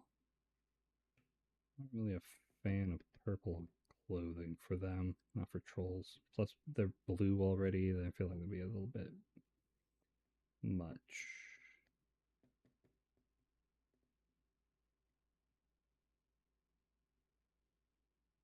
Hmm.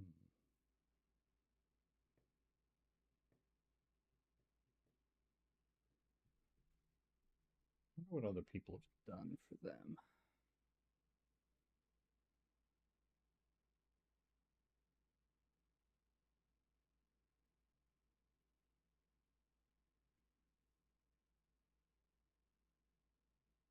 Because, like, their standard scheme is it's like red coat, British naval attire, really.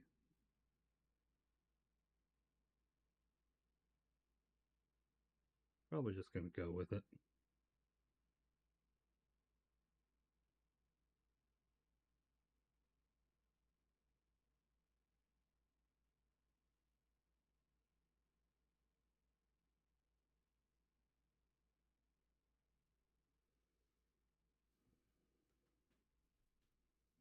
Use poppy red. Actually, before I do that, I'm actually gonna grab him again here. Wonder how that would look for fish here.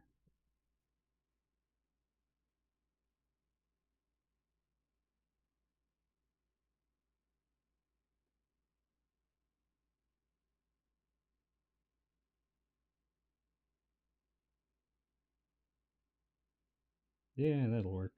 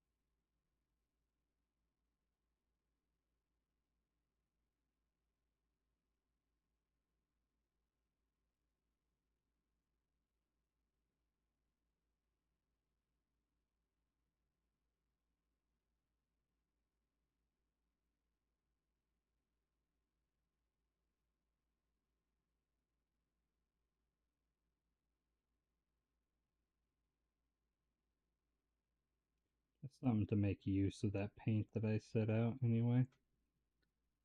Didn't work for troll skin, but it'll work for fish.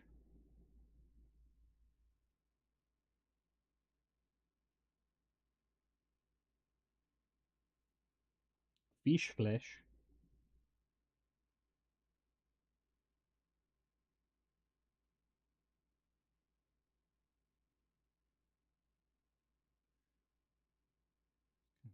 slop it on here.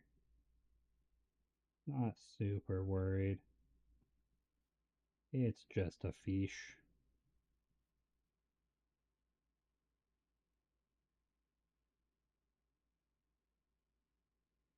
Tentacly fish, but it is just a fish.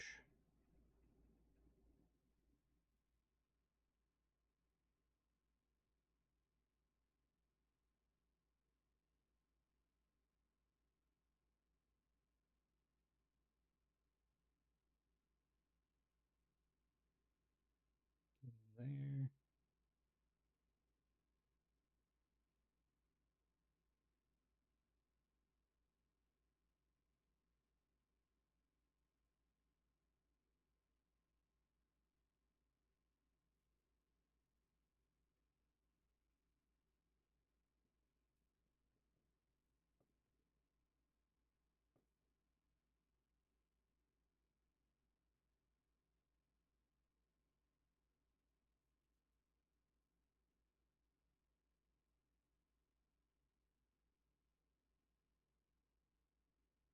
Tentacles here.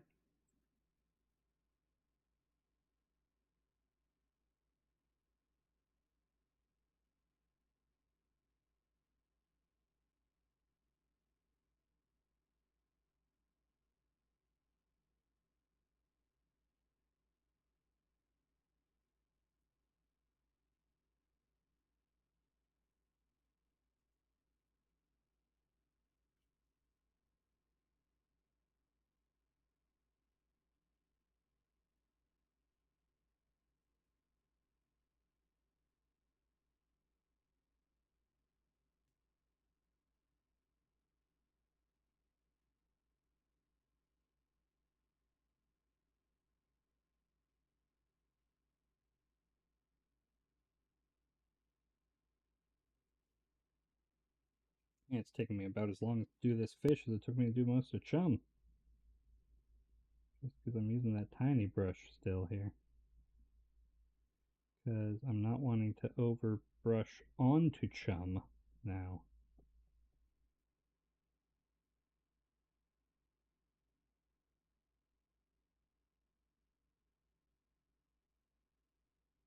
Over brushing onto the fish wasn't really a big worry because he's not really a focal point. He's just a weapon wielded by Chum.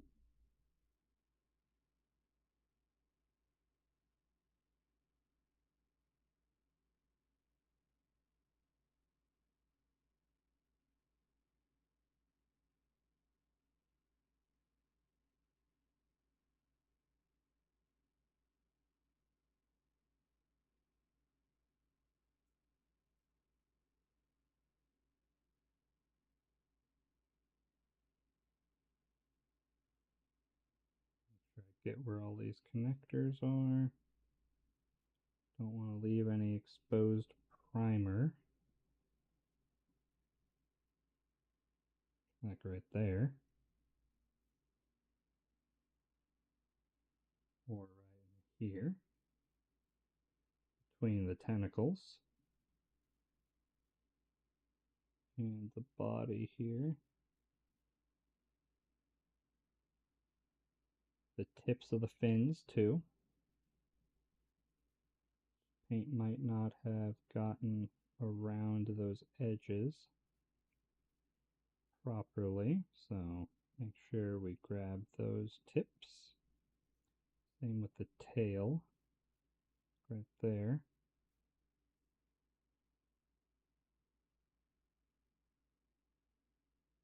That there. Back of his fin here.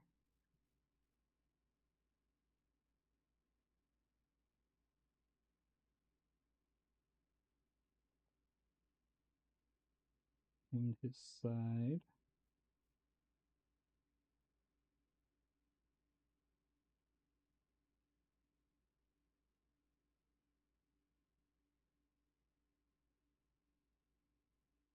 There we go.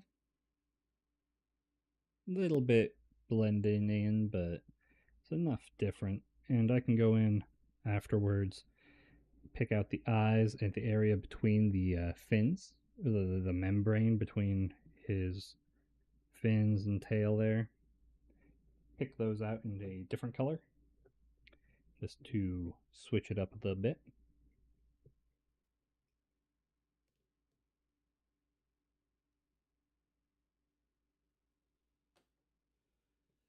So, with that out of the way,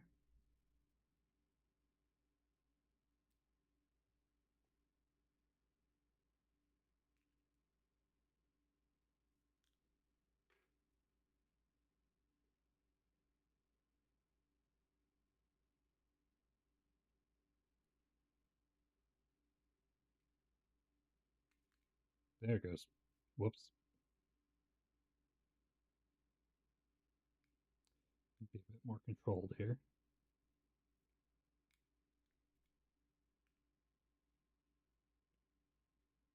Four. So here we've got base poppy red. Wash that off before it gets stuck on the brush.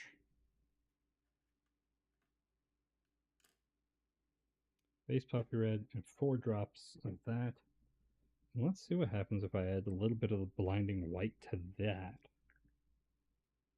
2 to 1 as well, just like the blue for the troll skin. Because I really do think mixing these speed paints can get you some really neat effects.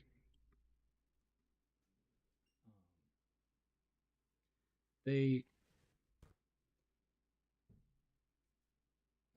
seen a lot of people talk about these contrast paints or speed paints and stuff like that. They're marketed towards like beginner painters and can definitely be used by beginner painters very easily.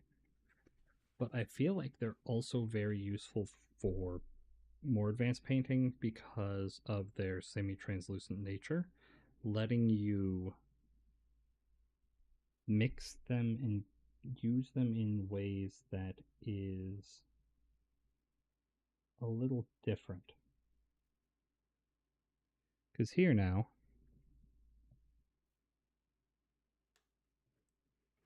I have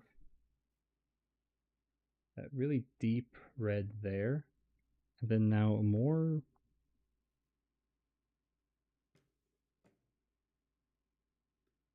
pinkish red, really. Not even pinkish red, it's more like a creamy red.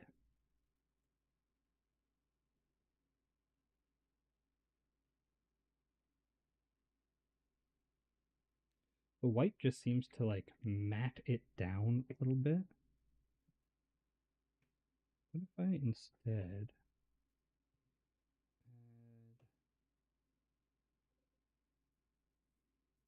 I don't want to add that. What if I put in just a little bit of this gray that we were using? 1 drop of that. See what that does to the mix. Basically nothing.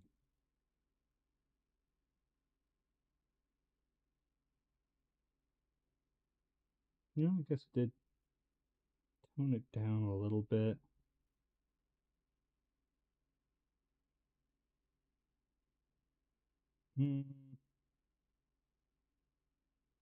Not a fan of that.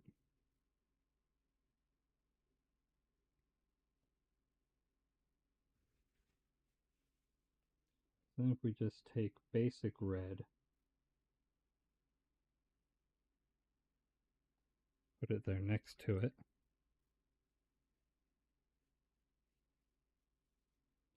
Let those 3 dry there for a second so I can see which one I want to use. I'm thinking I'm leaning towards 1 or 2 drops of the white with the red. Poppy red worked really, really well for the Kador that I painted up, but I don't want to use like the same red multiple times I guess not the same red multiple times, but like trying to think how to say what I'm trying to say. I don't want all of my colors to be the same. Basically, I want to have my armies look like they're using different colors because they're so different, right?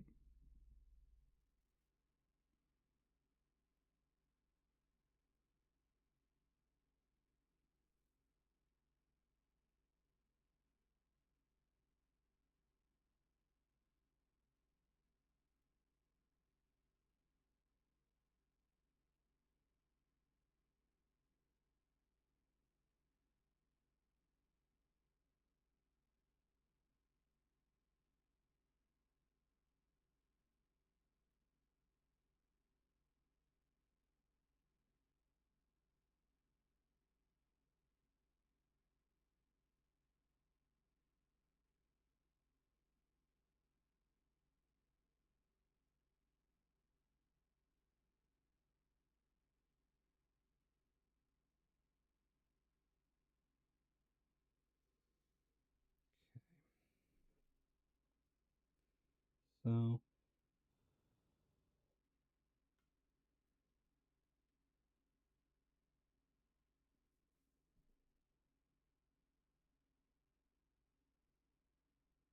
yeah, adding that gray just kind of washed it out a little bit. Adding the white did make it look a little more solid, a little more opaque. Poppy red is still just really, really bright.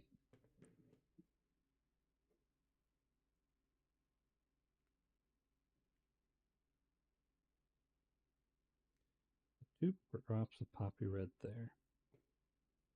What happens if I do like a drop the grim black?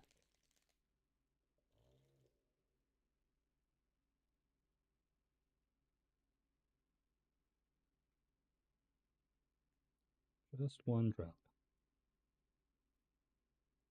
Just to see what happens. How dark of a red does that give us? Ooh.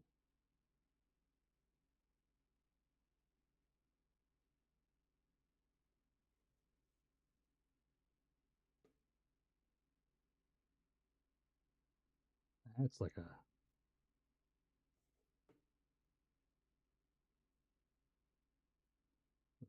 paint it on my hand here. That's like a blood red. Alright, I need to remember that for when I do my when I get my old Umbry stuff, because that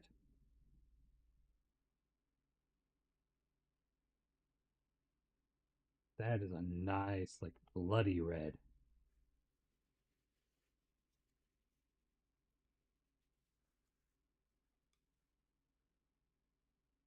But also, none of those are really what I'm looking for. So, sop those up here so I can reset there.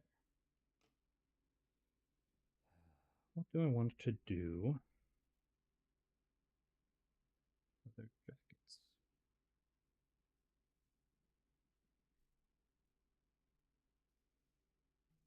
Hmm.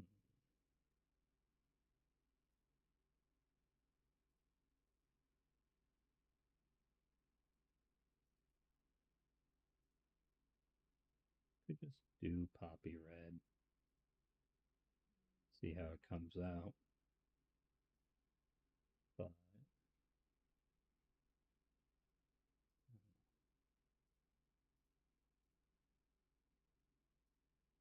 hmm.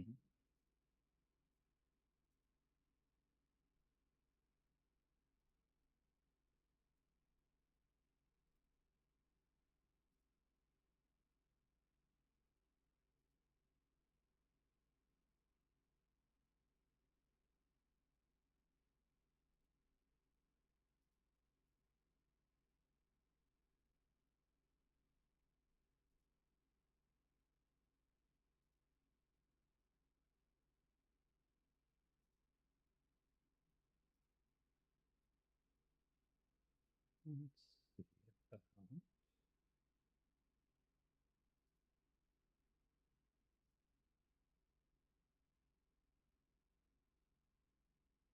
Hmm.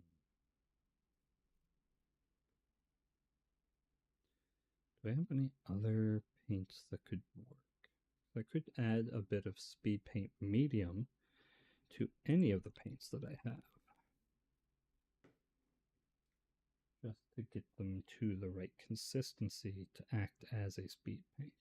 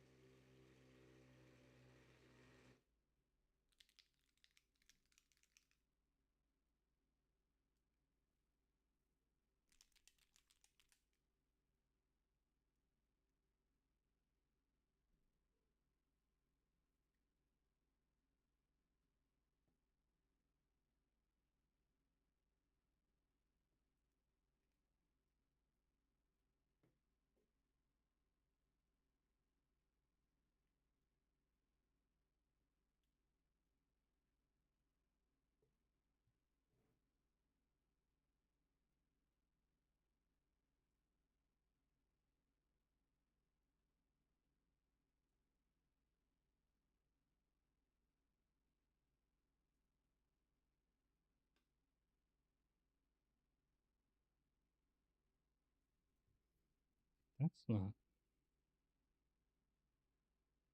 terrible.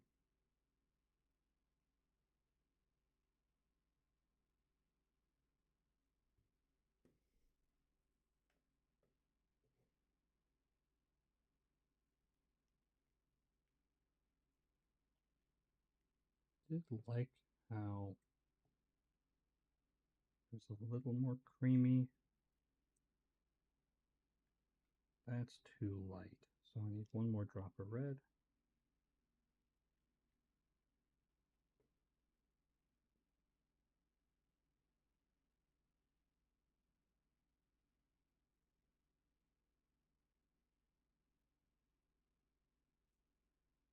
Maybe one more drop of red.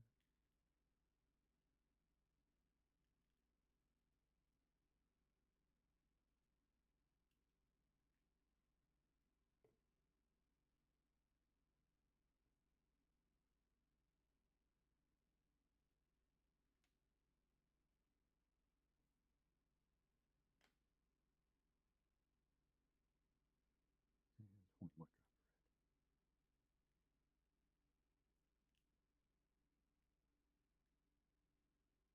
So we're at 4 drops of red, 2 drops of peachy flesh, and 1 drop of blinding light. Like that.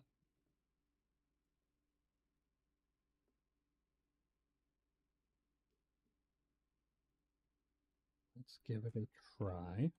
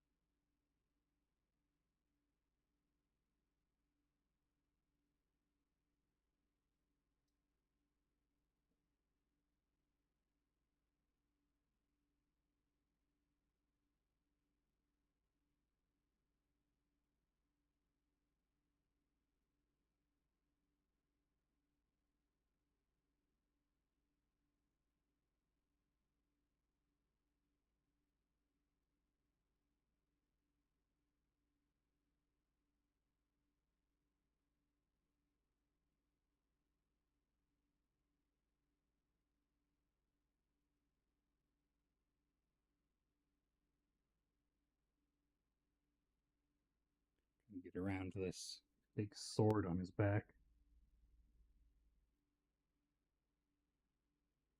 A little bit annoying.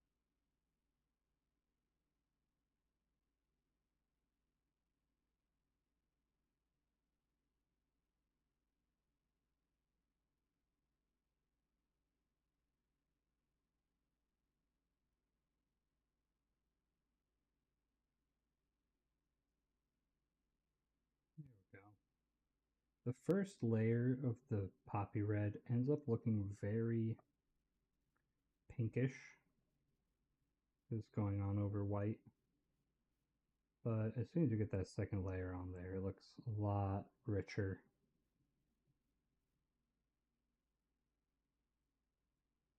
The big struggle is going to be the front here, where it's all the black.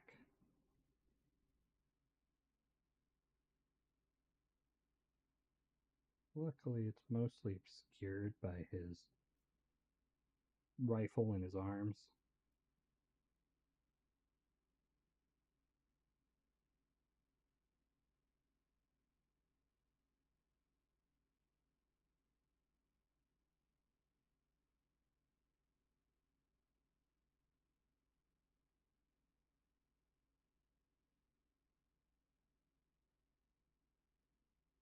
And I kind of go by, if you can't see it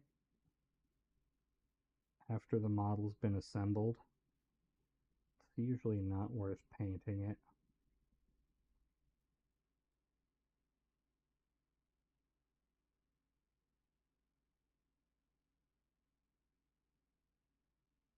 That dry out like that. Hold on.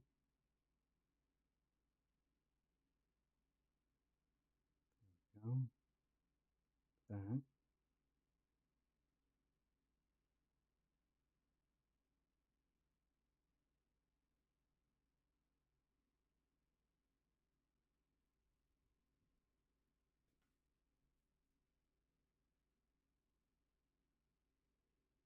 He's looking all right.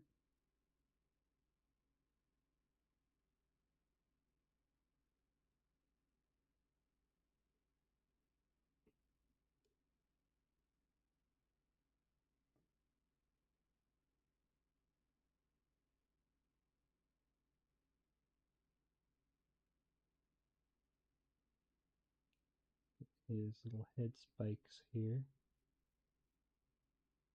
done up in a red base.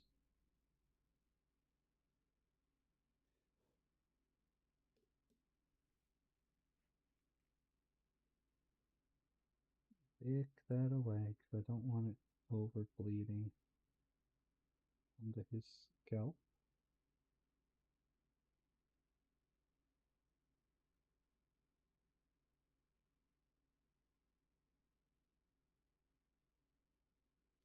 Go back over that again here with a thinned down yellow and try to make a nice like orangey color for his head spike. So we got that. Let's see what straight poppy looks like.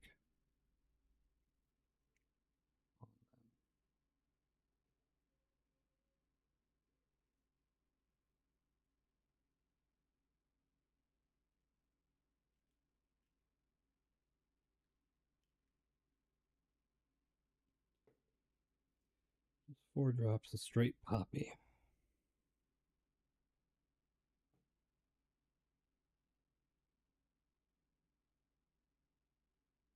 See if all the mixing is even worth it.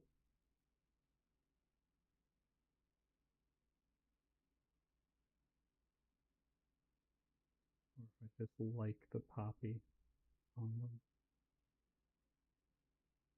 as it is.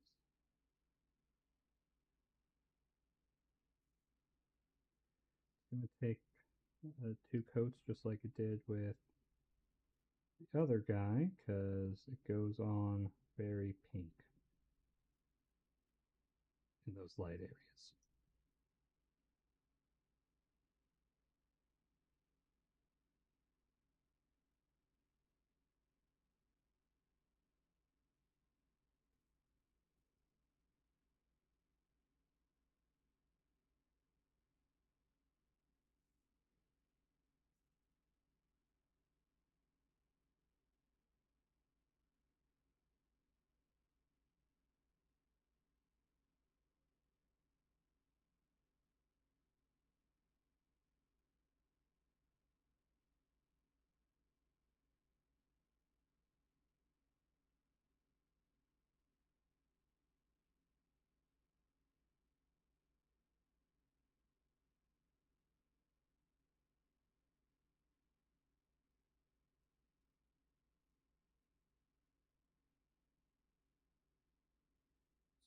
over here, put that second layer down.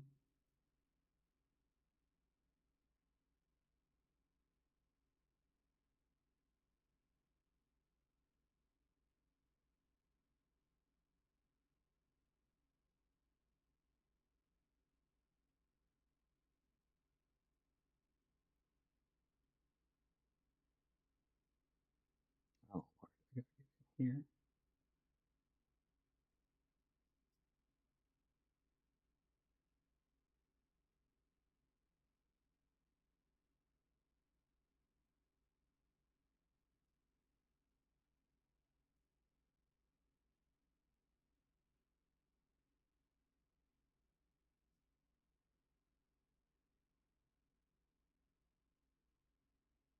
That's still visible. It's just a pain in the butt to get to.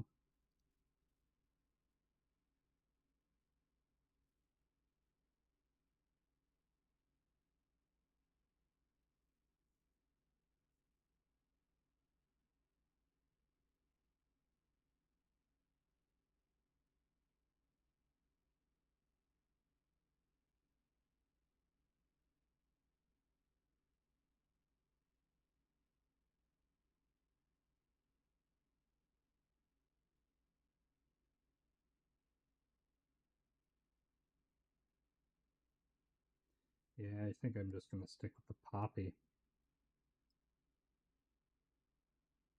Just base poppy. So much easier.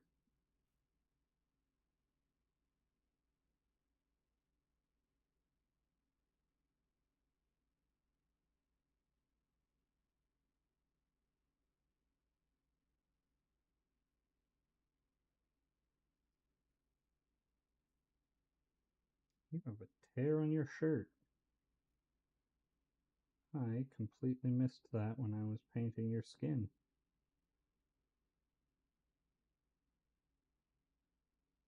I also missed that the brothers all have their bellies sticking out of their shirts, too.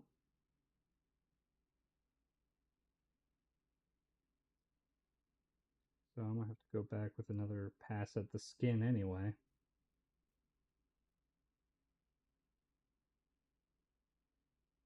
So it's not the end of the world.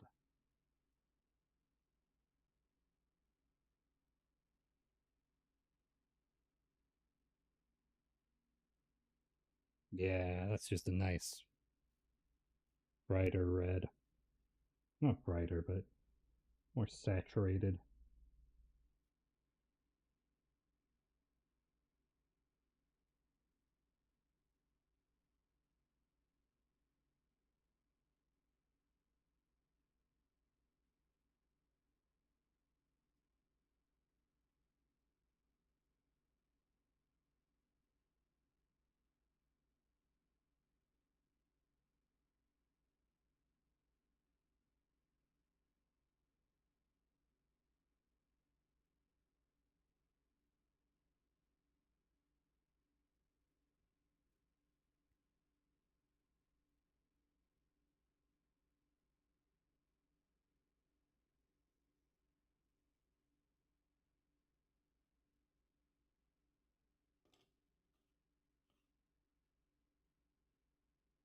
He's fine. He's got a bit more faded red look to him, but that should be fine. This guy really doesn't have a lot of red showing, does he?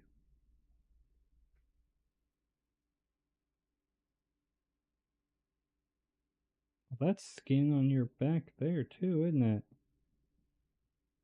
You are literally shirtless. Okay. You just have a scarf as your only red.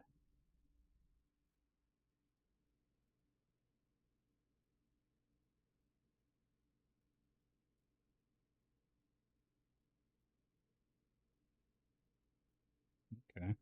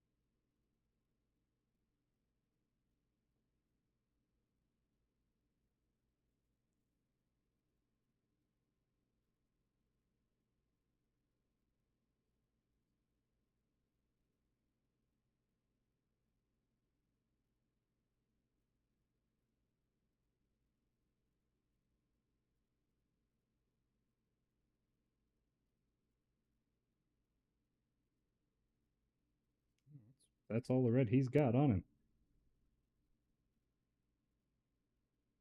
Alrighty.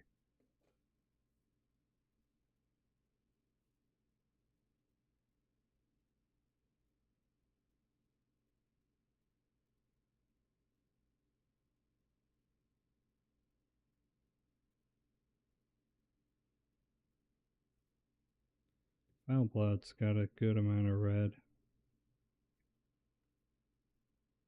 Well, not even a good amount of red. It's just mainly his coat. He's got more gold on him than anything.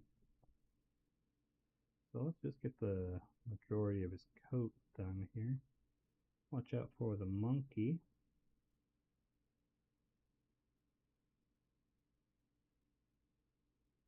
The monkey's tail here.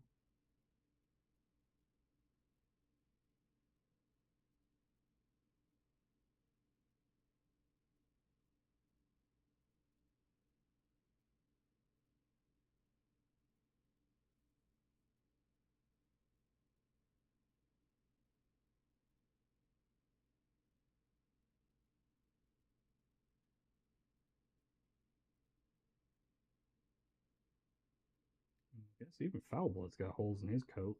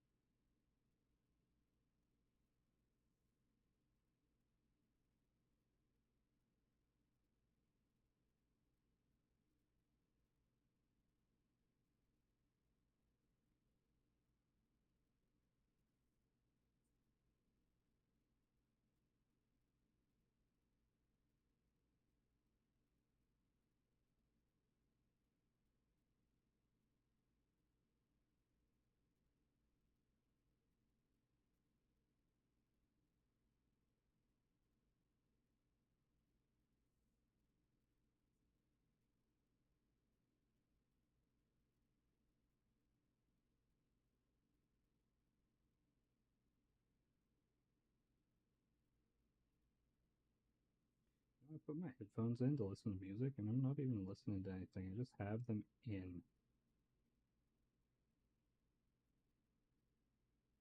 I don't know why. I think it's the noise canceling just helps me focus.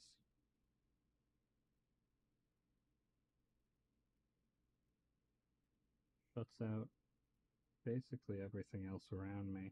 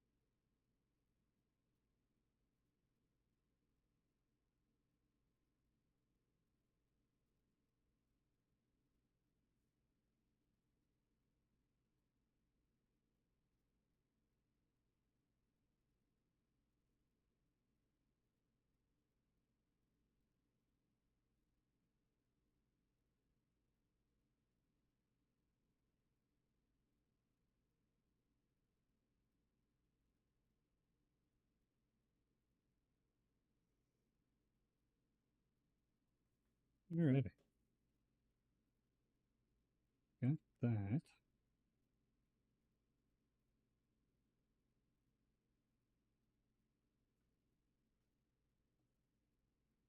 Just do the inside of Chum's mouth here.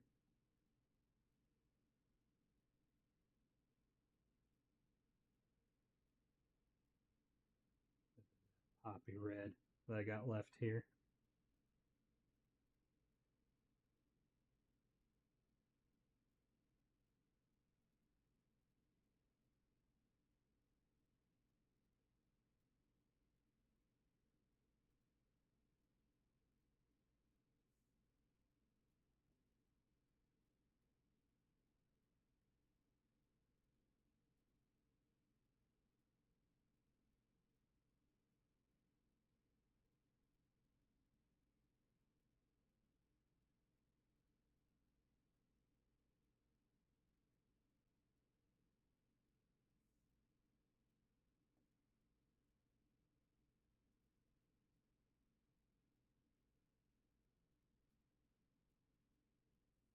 There we go.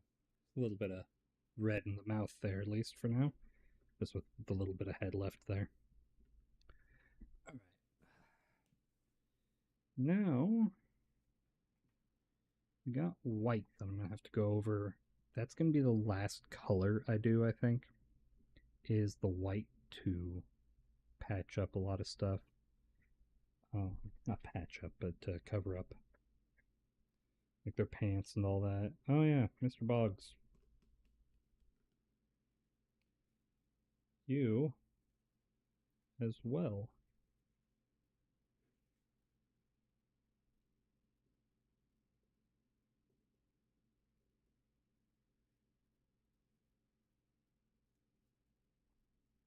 Need a little bit of poppy red on you.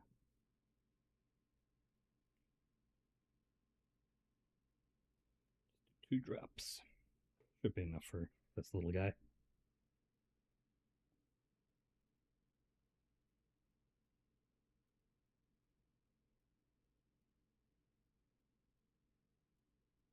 A little heavier because he is mostly, his coat is mostly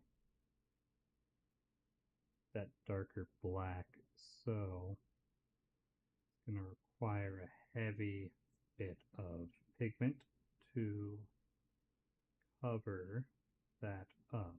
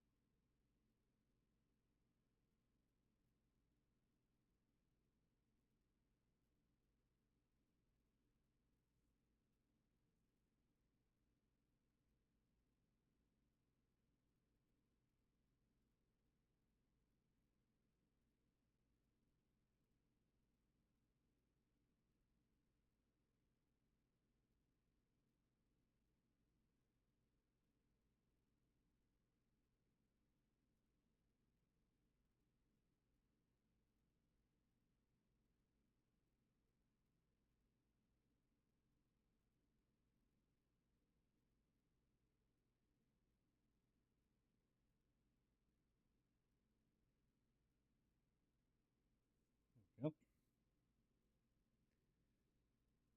Got him with that.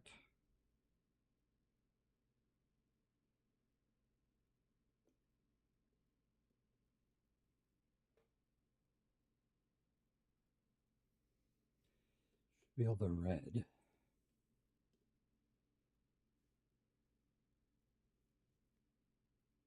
So, grab that Grim Black for their hats and just mainly their hats and a few little pieces of clothing, cuffs.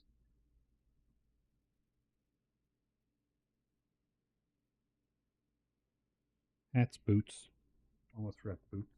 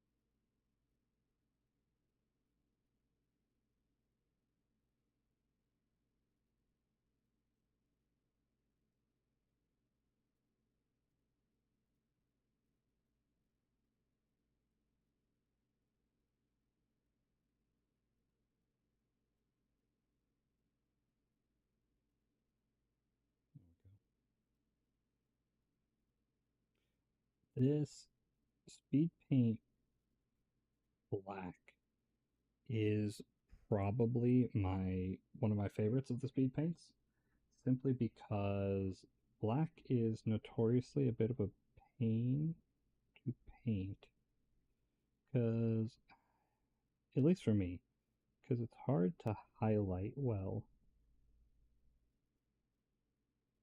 This, so I'm going to concentrate and not get over his face or over this Signar icon too much, or his medals.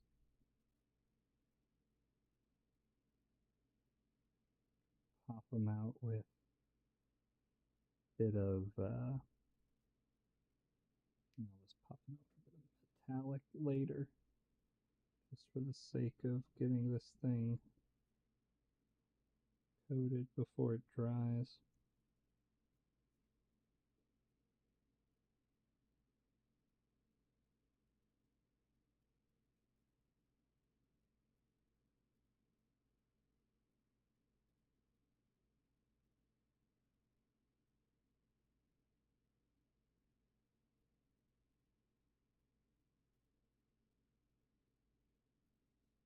Here I gotta be careful around the monkey again.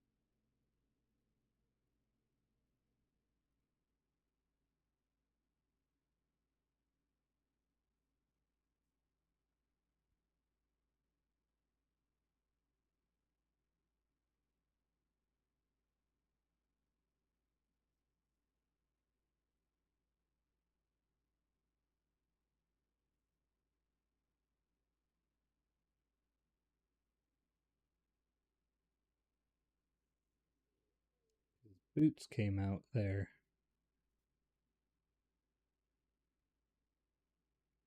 Looking more gray with the shadows there. I can go over it again to make him even darker while still keeping a nice layer of nice level of contrast there.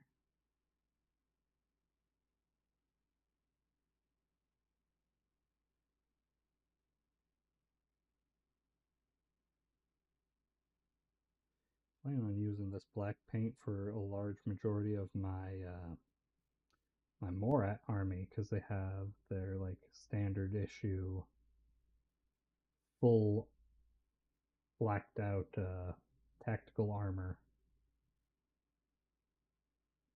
across most of the models I have, and so I figured I would use that. That's all the black he's got on him. Yeah. The rest of them are mainly just the pants on the small guy, boots, and hats. Yep.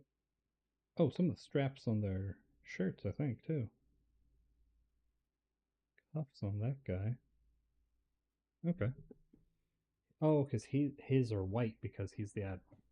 Gotcha. All right. Well, let's get this guy's hat.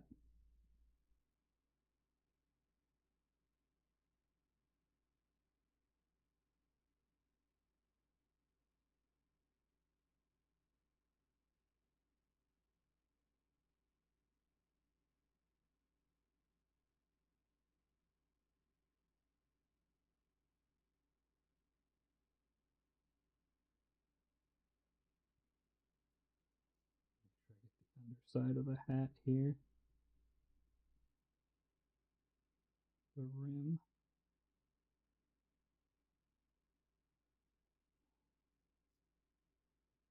Without getting onto his face.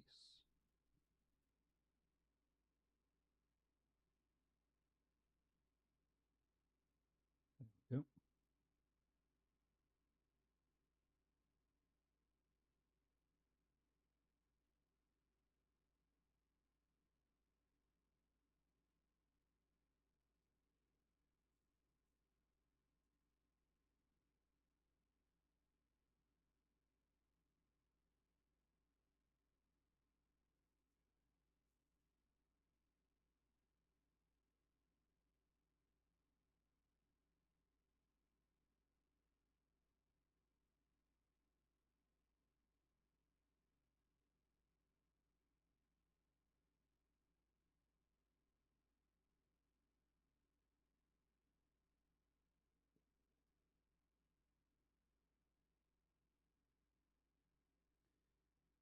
Try not to get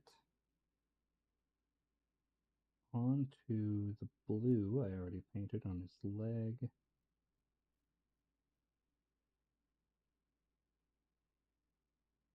Go. No, don't touch his hat. My instinct went and tried to touch the top of his head while I was spinning him around here.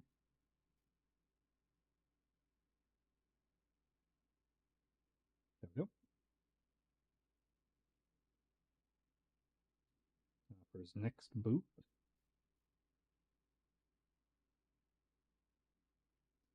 Much the same thing.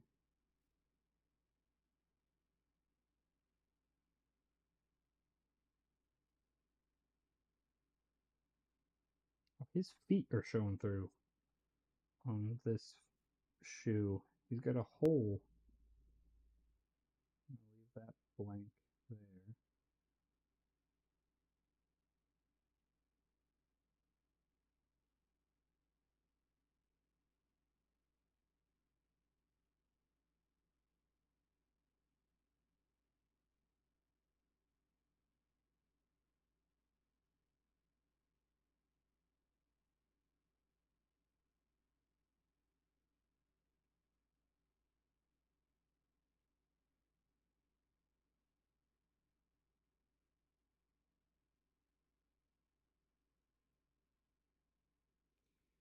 He's got his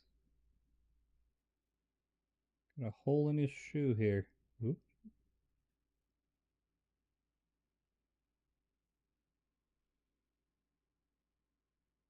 interesting.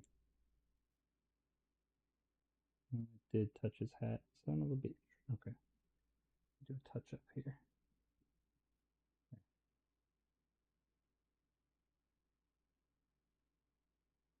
Second layer around the shoe.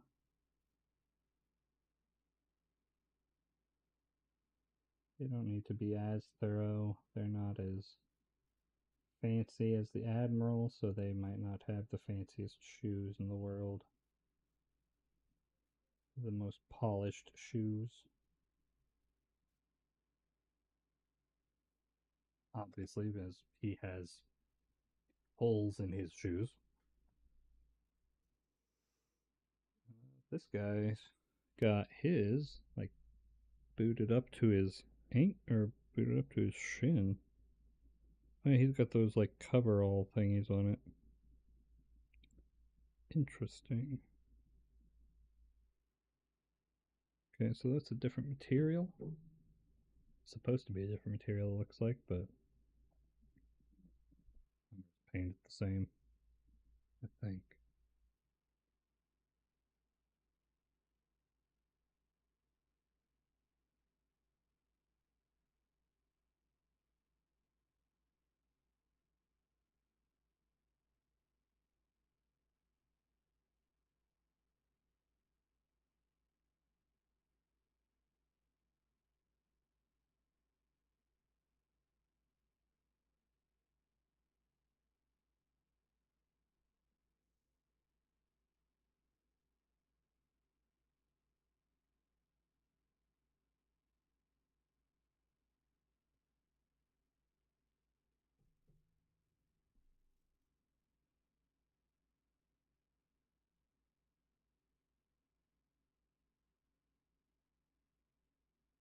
Yeah, I'll do a different color, it'll be fine.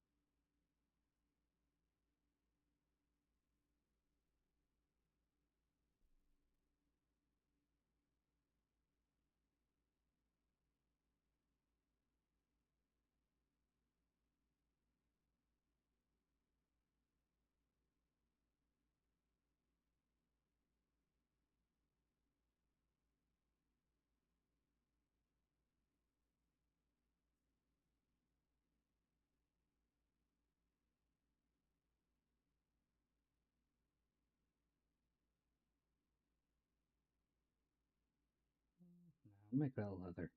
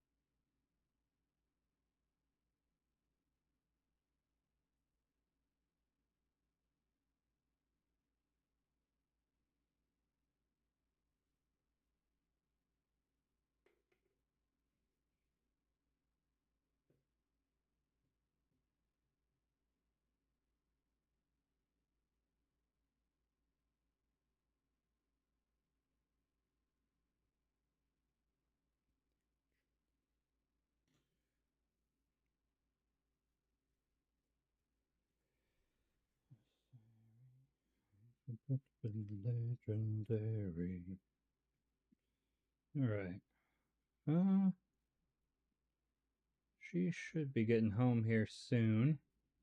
If she's not already home and I missed it.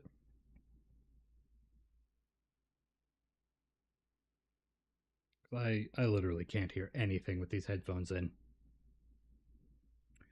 Yesterday she was standing directly behind me. I did not notice she was there until she tapped me.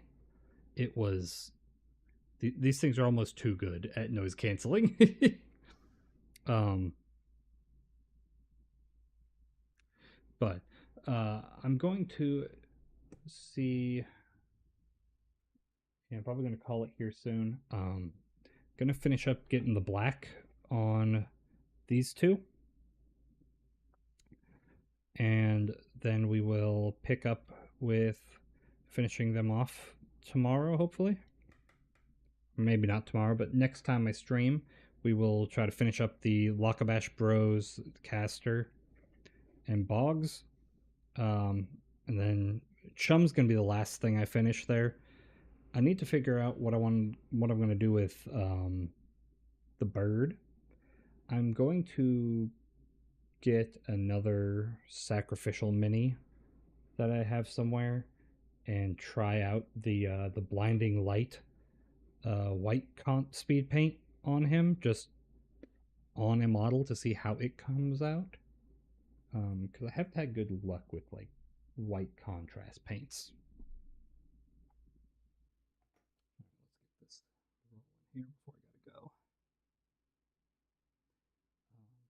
These guys are gonna need little touch-ups with the skin in those places I missed. Um,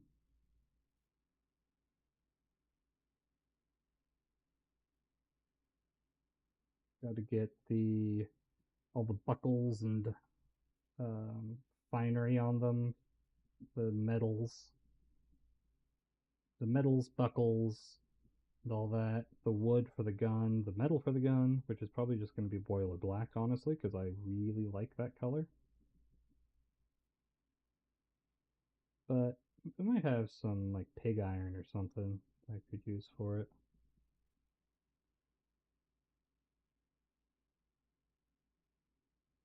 Uh, I've got a solid white, not a speed paint, but a solid white that I'm going to use for the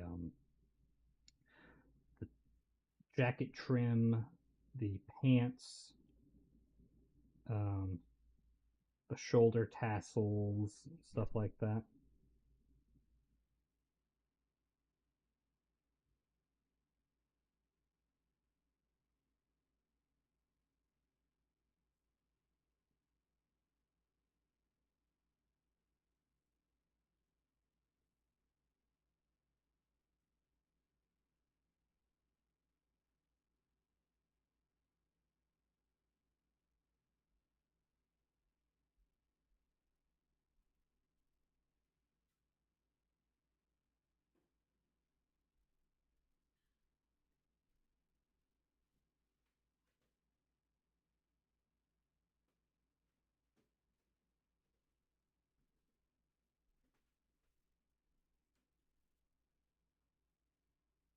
Hey, If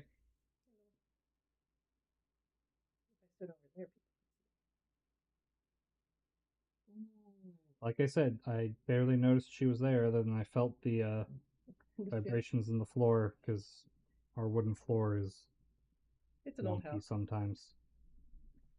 Um, I'm loving that blue. but now that she is back, I am going to call it as soon as I am done with these two here.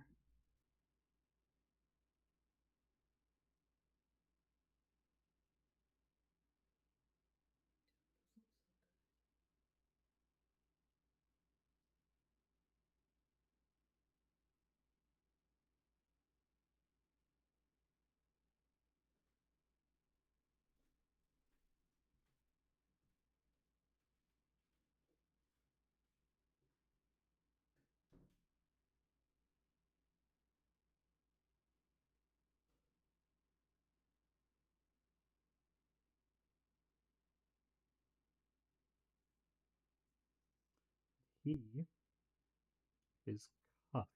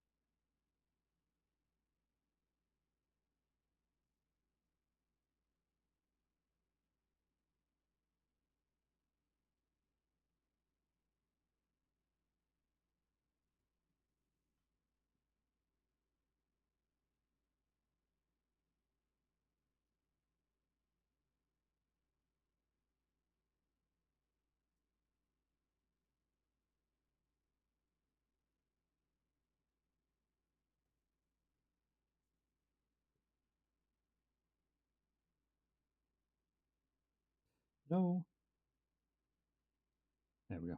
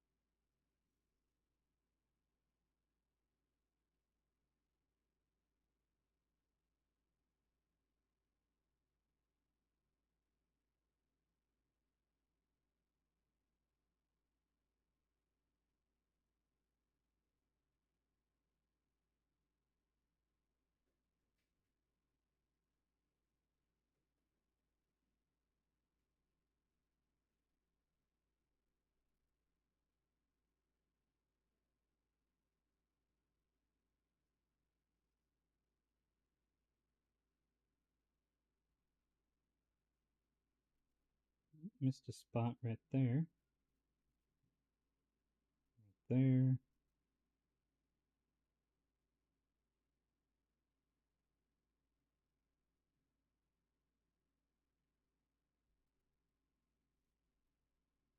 Oh, shoulders. And his back thing. I didn't get that on that guy, did I? Or no, he doesn't have a shirt, so I don't think he has one. Double check.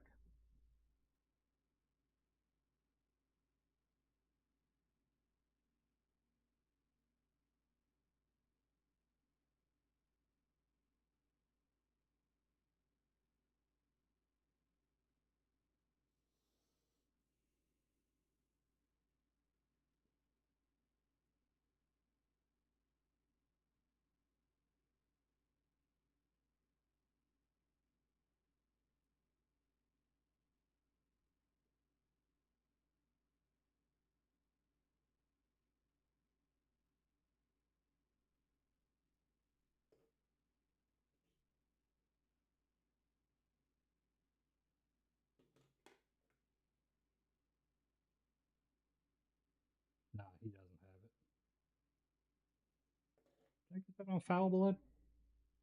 I did not.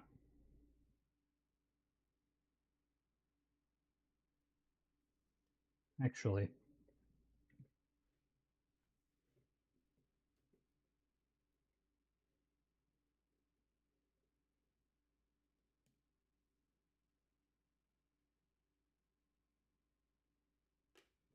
For this, I'm going to use my fine tip.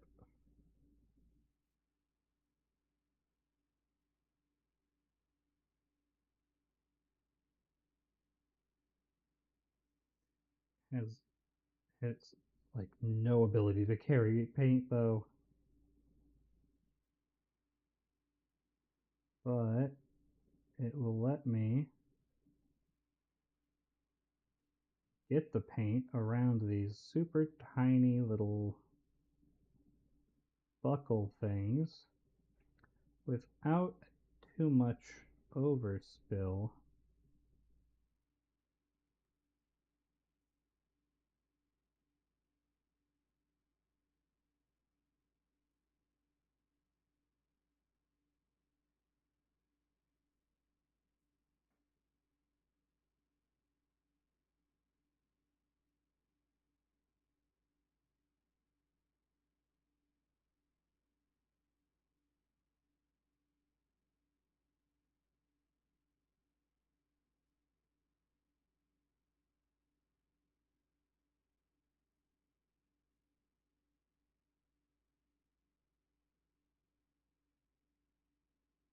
Also smooth out some of those bits.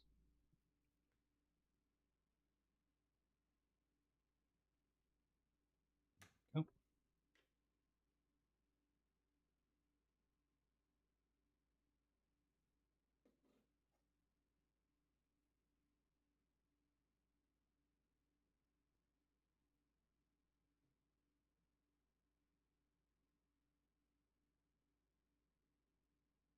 This guy.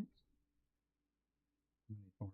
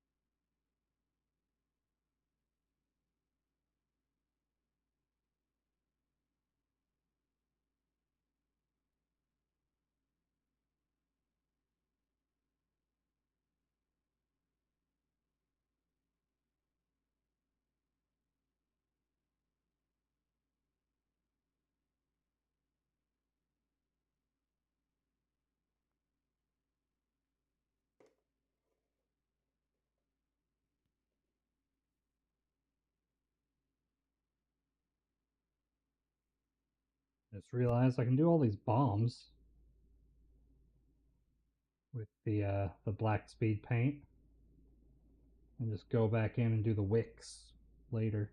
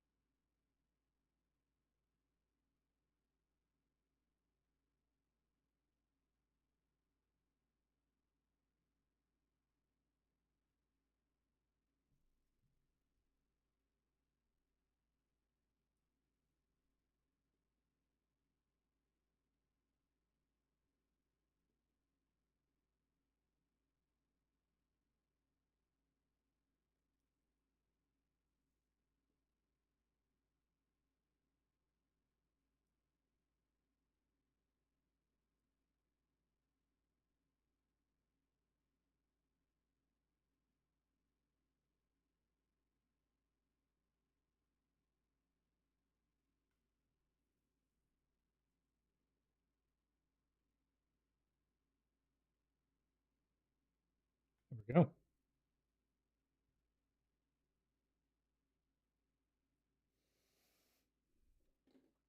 Gives this a little bit time to dry here.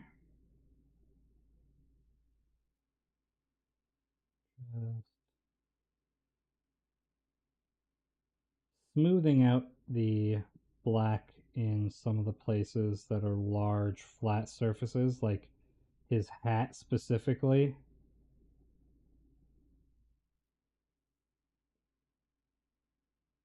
Dried mostly alright, actually.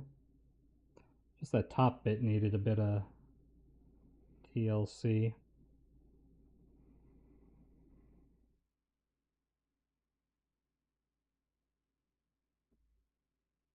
Alrighty.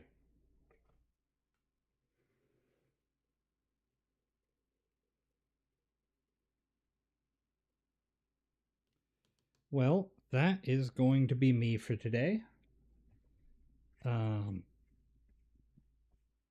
got these guys mostly blocked out. Um,